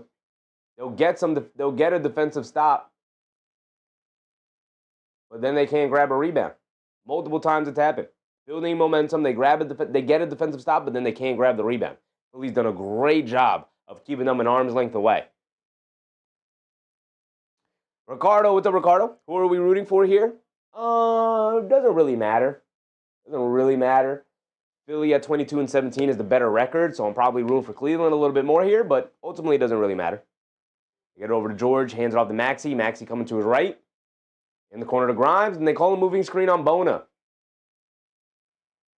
Now we got an offensive foul on Bona, and Philly is upset. Bona pleading his case to the official, and the official just shakes his head no.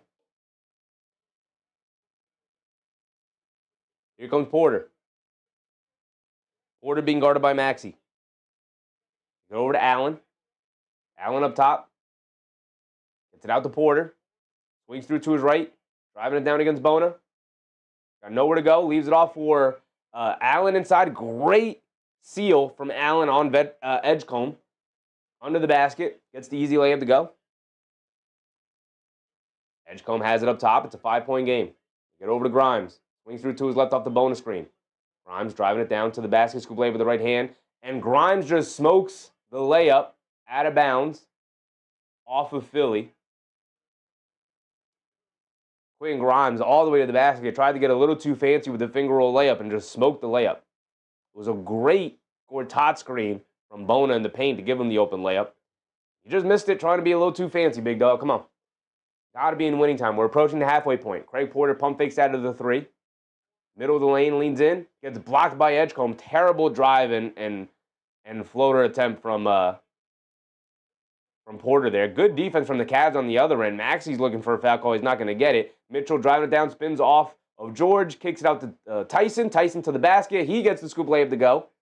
And he gets tripped up, but no foul call. He's frustrated with the no foul call either. A lot of contact for both sides. Nothing being called. It's a 5-on-4. Maxey ends up with an open 3. He can't get it to go. It's 102-99. It's a one-possession game. Here comes Porter bringing it down, dancing with it against Paul George. Get it over to Mitchell, Porter. Get it over to Mitchell. They're denying him the ball. You got to get open, Donovan Mitchell. You got to get open.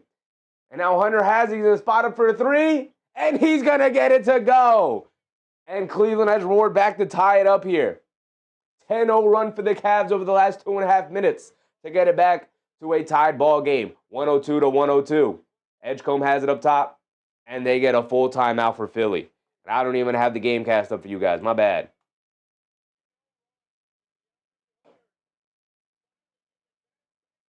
There you go. But not good enough to just tie the game. I'll take the lead if you want to win it. Ricardo said, can the Knicks just go straight to January 22nd against the Nets? I'm allergic with these Western teams. I will say, though, Ricardo, Cooper Flagg is out with an ankle injury, so that Dallas game should be significantly easier. No Anthony Davis, no Cooper Flagg. They should be able to pull that one out, right? Right? I mean, we did just play the Kings, who have 10 wins this season, and they got smoked by them, but they'll be back home for that game. So hopefully they'll pull it off.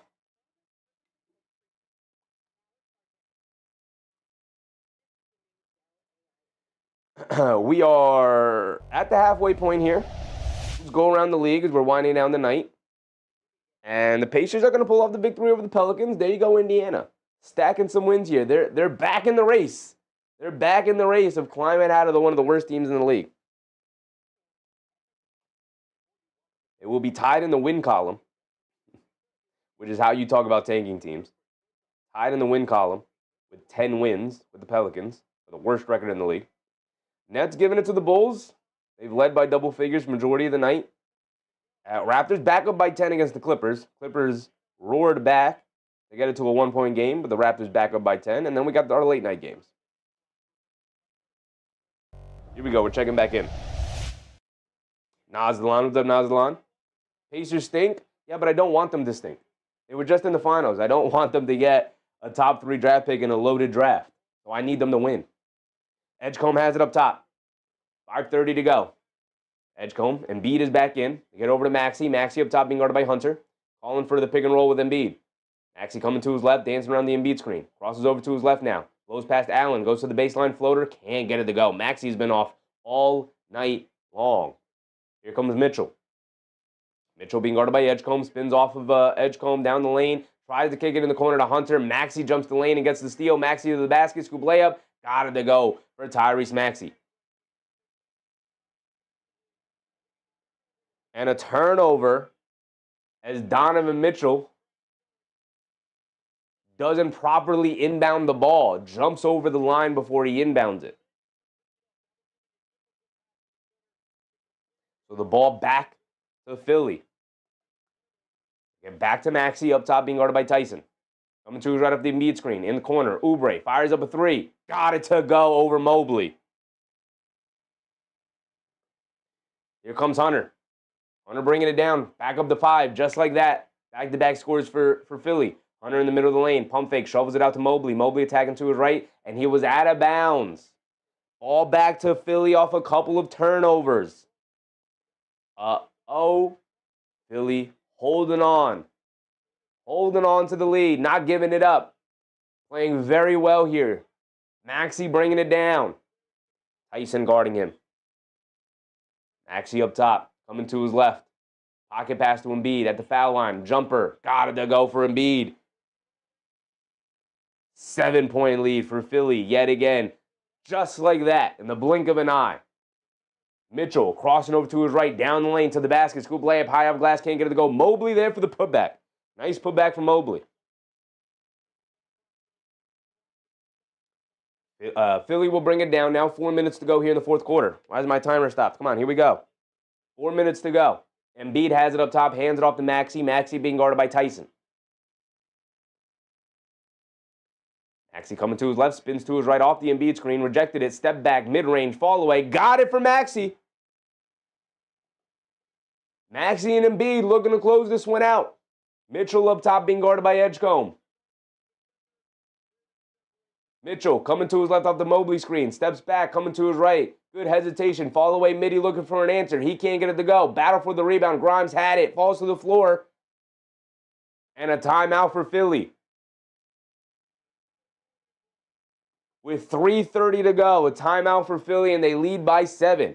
Not looking good for the Cleveland Cavaliers. Philly holding on. Tyrese Maxey has been bringing it defensively tonight in the passing lanes. Cleveland has been very sloppy with the ball. Maxey's taking full advantage. 6 steals now for Tyrese Maxey. Only 12 for Mobley, only 13 for Mitchell. Tough to win a game when your 2 stars don't step up to the plate. Heavily reliant on Jalen Tyson with 33 points for Tyson. Tied for the leading scorer of the game. 3:30 to go.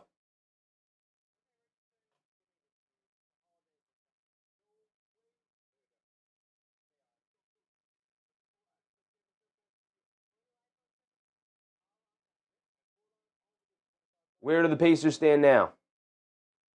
It's not updated. We could just add the 10th win to them. And New Orleans drops to 10-34. Pacers improved to 10-32. The Pelicans are now the worst team in the league. And I'm pretty sure they do not own their pick. Their pick goes to Atlanta. Jay Hammer said they miss Garland and others. Of course they do. Of course they do. But still a very winnable game. Very winnable game.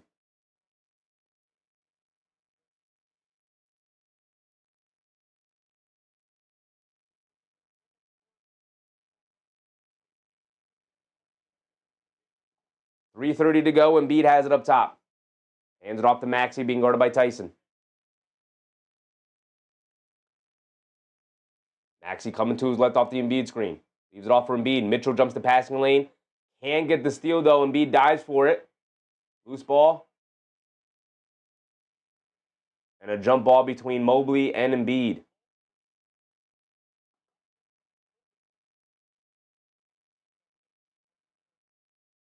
Just that said 5 p.m. Monday if you go to the game. I do know what time that game starts, brother. I don't know if I'm going. I don't know what game I'm going to.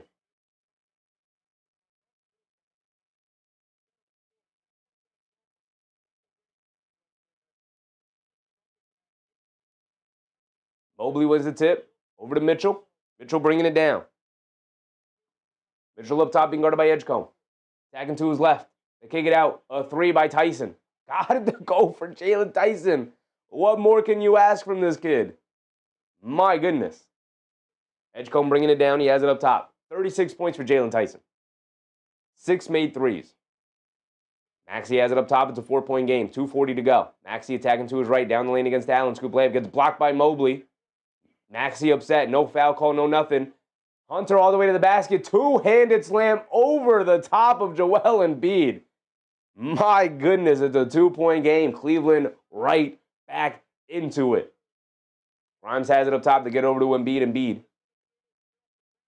coming to his right. Hands it off to Edgecombe. Coming to his left. Pulls it out. He's being guarded by Mitchell. Edgecombe pulls it all the way back out.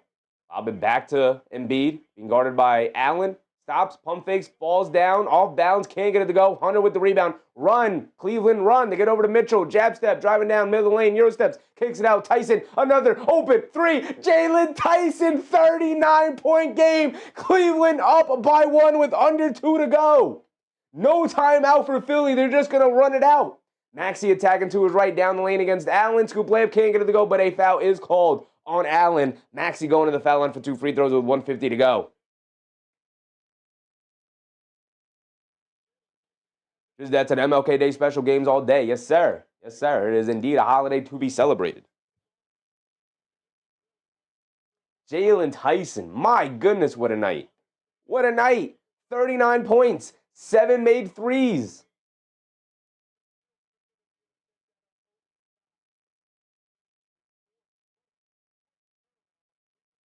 And Cleveland calls a full timeout here. And they're gonna use their challenge here.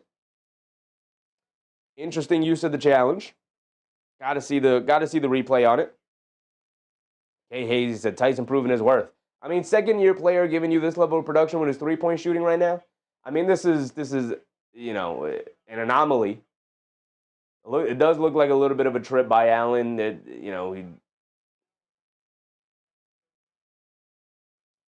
To me, that's incidental contact. To me, that can't be a foul call.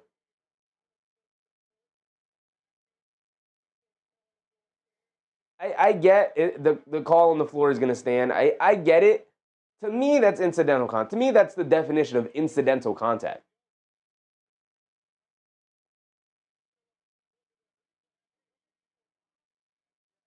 George Person said, thank you for the stream, Chef, tonight, Chefy. I got you, George. We are live 6 days out of the week, brother. Last night we did the doubleheader. We covered both primetime games. So we will be live tomorrow as well. Naughty Ghost, what's up, Naughty Ghost? Miami versus Indiana at Hard Rock is going to be something special. Miami versus Indiana? Oh. Yeah. the football game. I was like, Miami versus Indiana. I was like, the Heat versus the Pacers? What are you talking about? The college football game, yeah. Yeah. Dexter Davis says, stop hating on Philly. Not hating on any team tonight, brother. I got no dog in this fight. I'm just rooting for a good game. Ricardo said Jalen Tyson is the type of random guy who can drop 40 against the Knicks at MSG or drop 40 against Philly in Philadelphia. I try to tell you guys all the time, Ricardo, this happens to every team on every night. This league is incredibly talented. It doesn't just happen to the Knicks.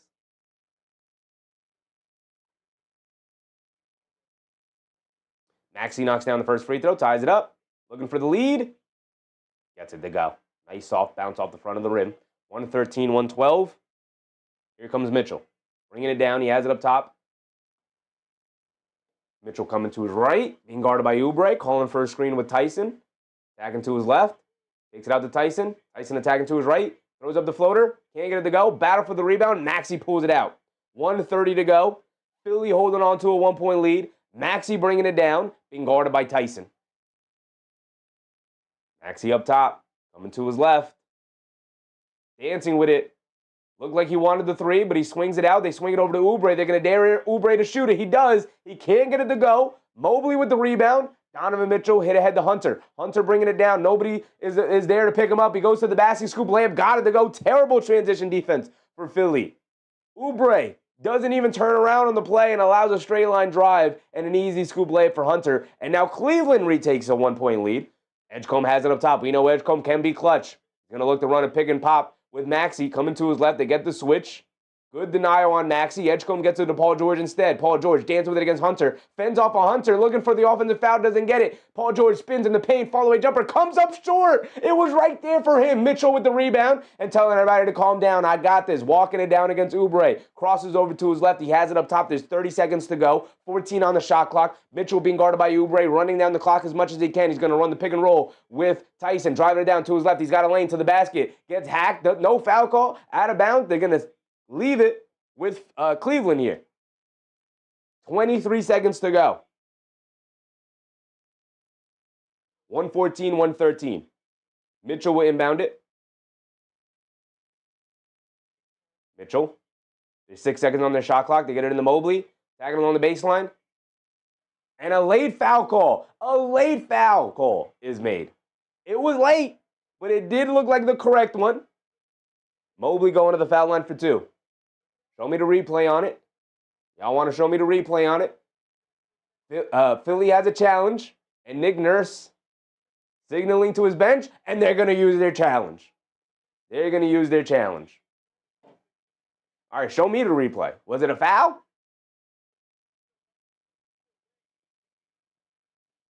That was Philadelphia's final timeout.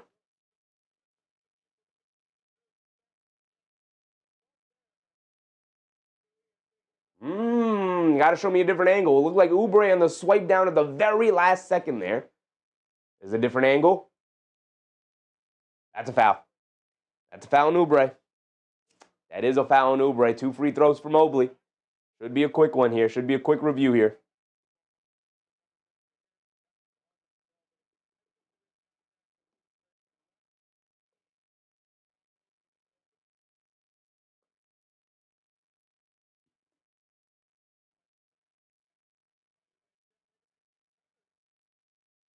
Pretty obvious, pretty blatant to me on the replay there.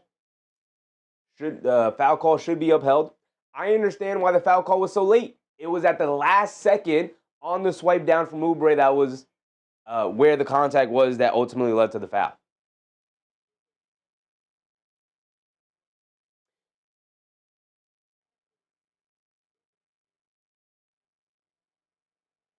Call is upheld. 2 free throws for Mobley. Cleveland has a 1-point lead here. They can extend it to 3. You'll want to hit both. Obviously, you want to hit all your free throws. But you really want to hit both here to get to a spot where, at best, Cleveland can just tie the game and can't steal it from you at the buzzer here. 22 seconds remaining. So if Philly gets the ball back, they're going to be looking to hold it for the final offensive possession. Mobley at the foul line for 2.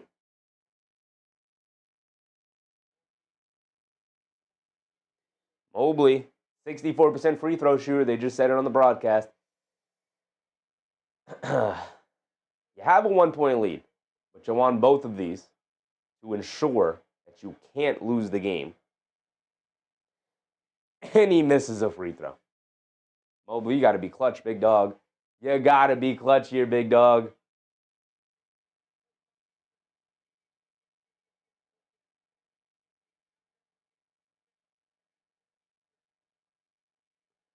Mobley missed the first one, does make the second one. No timeouts for Philly. They lost their final timeout on that challenge. 22 seconds to go. Embiid will walk it down. They will hold it for the final shot of the game here. They trail by 2. Go for the overtime or the win. You're at home. To me, you go for the overtime. They kick it out to Embiid. Embiid back to Maxey. Maxey coming to his left, off the handoff, down the lane, throws up the floater, got it to go. 8 seconds to go. And the timeout for Cleveland is called. They're going to have 7 seconds to work with. I'm not going to lie to y'all. I don't know if I want overtime. End it for me, Cleveland. I think this is really smart for Philly. My simple rule is always, obviously there's a ton of factors going into it, but Philly being at home, to me, it's always go for overtime. Unless it's something like the first night of a back-to-back or second night of a back-to-back or something like that. But to me, at home, I always want to go for the overtime. You have the crowd on your side for the extra energy, right? On the road, I'm always going for the win. I'm going for the win. End this one. Let's walk out of here. Win, lose, or draw. We got to get up out of here. So Philly, I like that from Maxey. It didn't even look like to me like Maxey was even trying to hunt the 3. To me, it looked like Maxey was trying to hunt a lane to the basket. He finally got one opened up off that, playing the handoff a couple of times with Embiid. Finally got the lane he was looking for, got to his spot, knocked down the floater. Now 8 seconds. They put 8 seconds on the shot clock here for Cleveland. Tied at 1:15. We're either walking out of here on a buzzer beater, game-winning type shot, or we're going to go into the mythical 5th quarter. 39 points for Jalen Tyson tonight. blows his career high out of the water, previously 31. Put Lonzo Ball in the game to be the inbounder. 8 seconds to go. You have more than enough time to get the ball in and then run a quick set.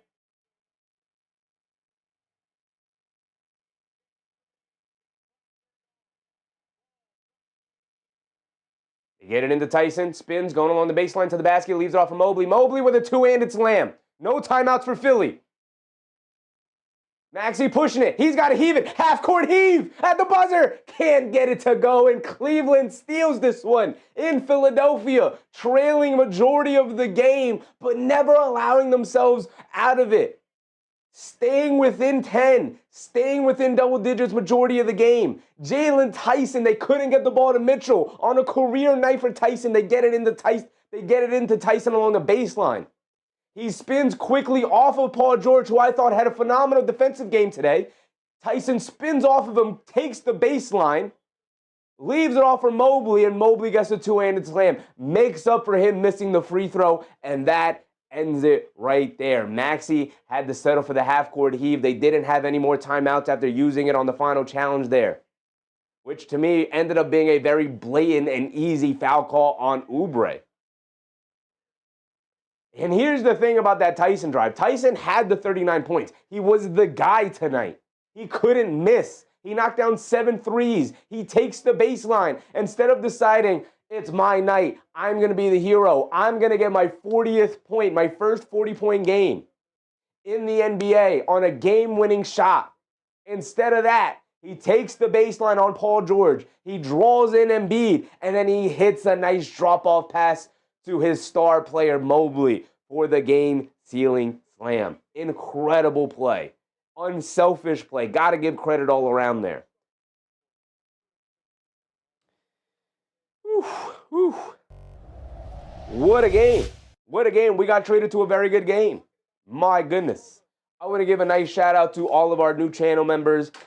People have been gifted channel members over the last couple of streams we've done. I just want to give a shout out to everybody for financially supporting the channel. It is simply a support tier. It is very cheap. So whether you have been gifted a sub or you've decided to sub yourself and become a member, I very much appreciate you guys. Thank you for all the support. Sons Jason, I'm hoping for a great game tomorrow, Chevy. It's feeling like Knicks win to me. But of course, I'll deny ever saying that.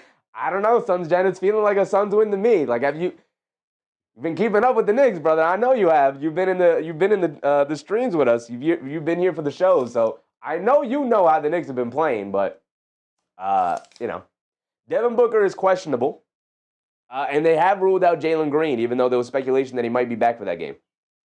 Jeff Brown said they fought back. They did indeed fight back, Jeff Brown. That's a nice big win right there. A nice win. Eric C, appreciate you. Sons Jen, appreciate you. Kay Hazy, Jeff Brown, Rose Pierre, Ricardo. Appreciate you guys. Jay Hammer, Lionel Monas, Dexter Davis.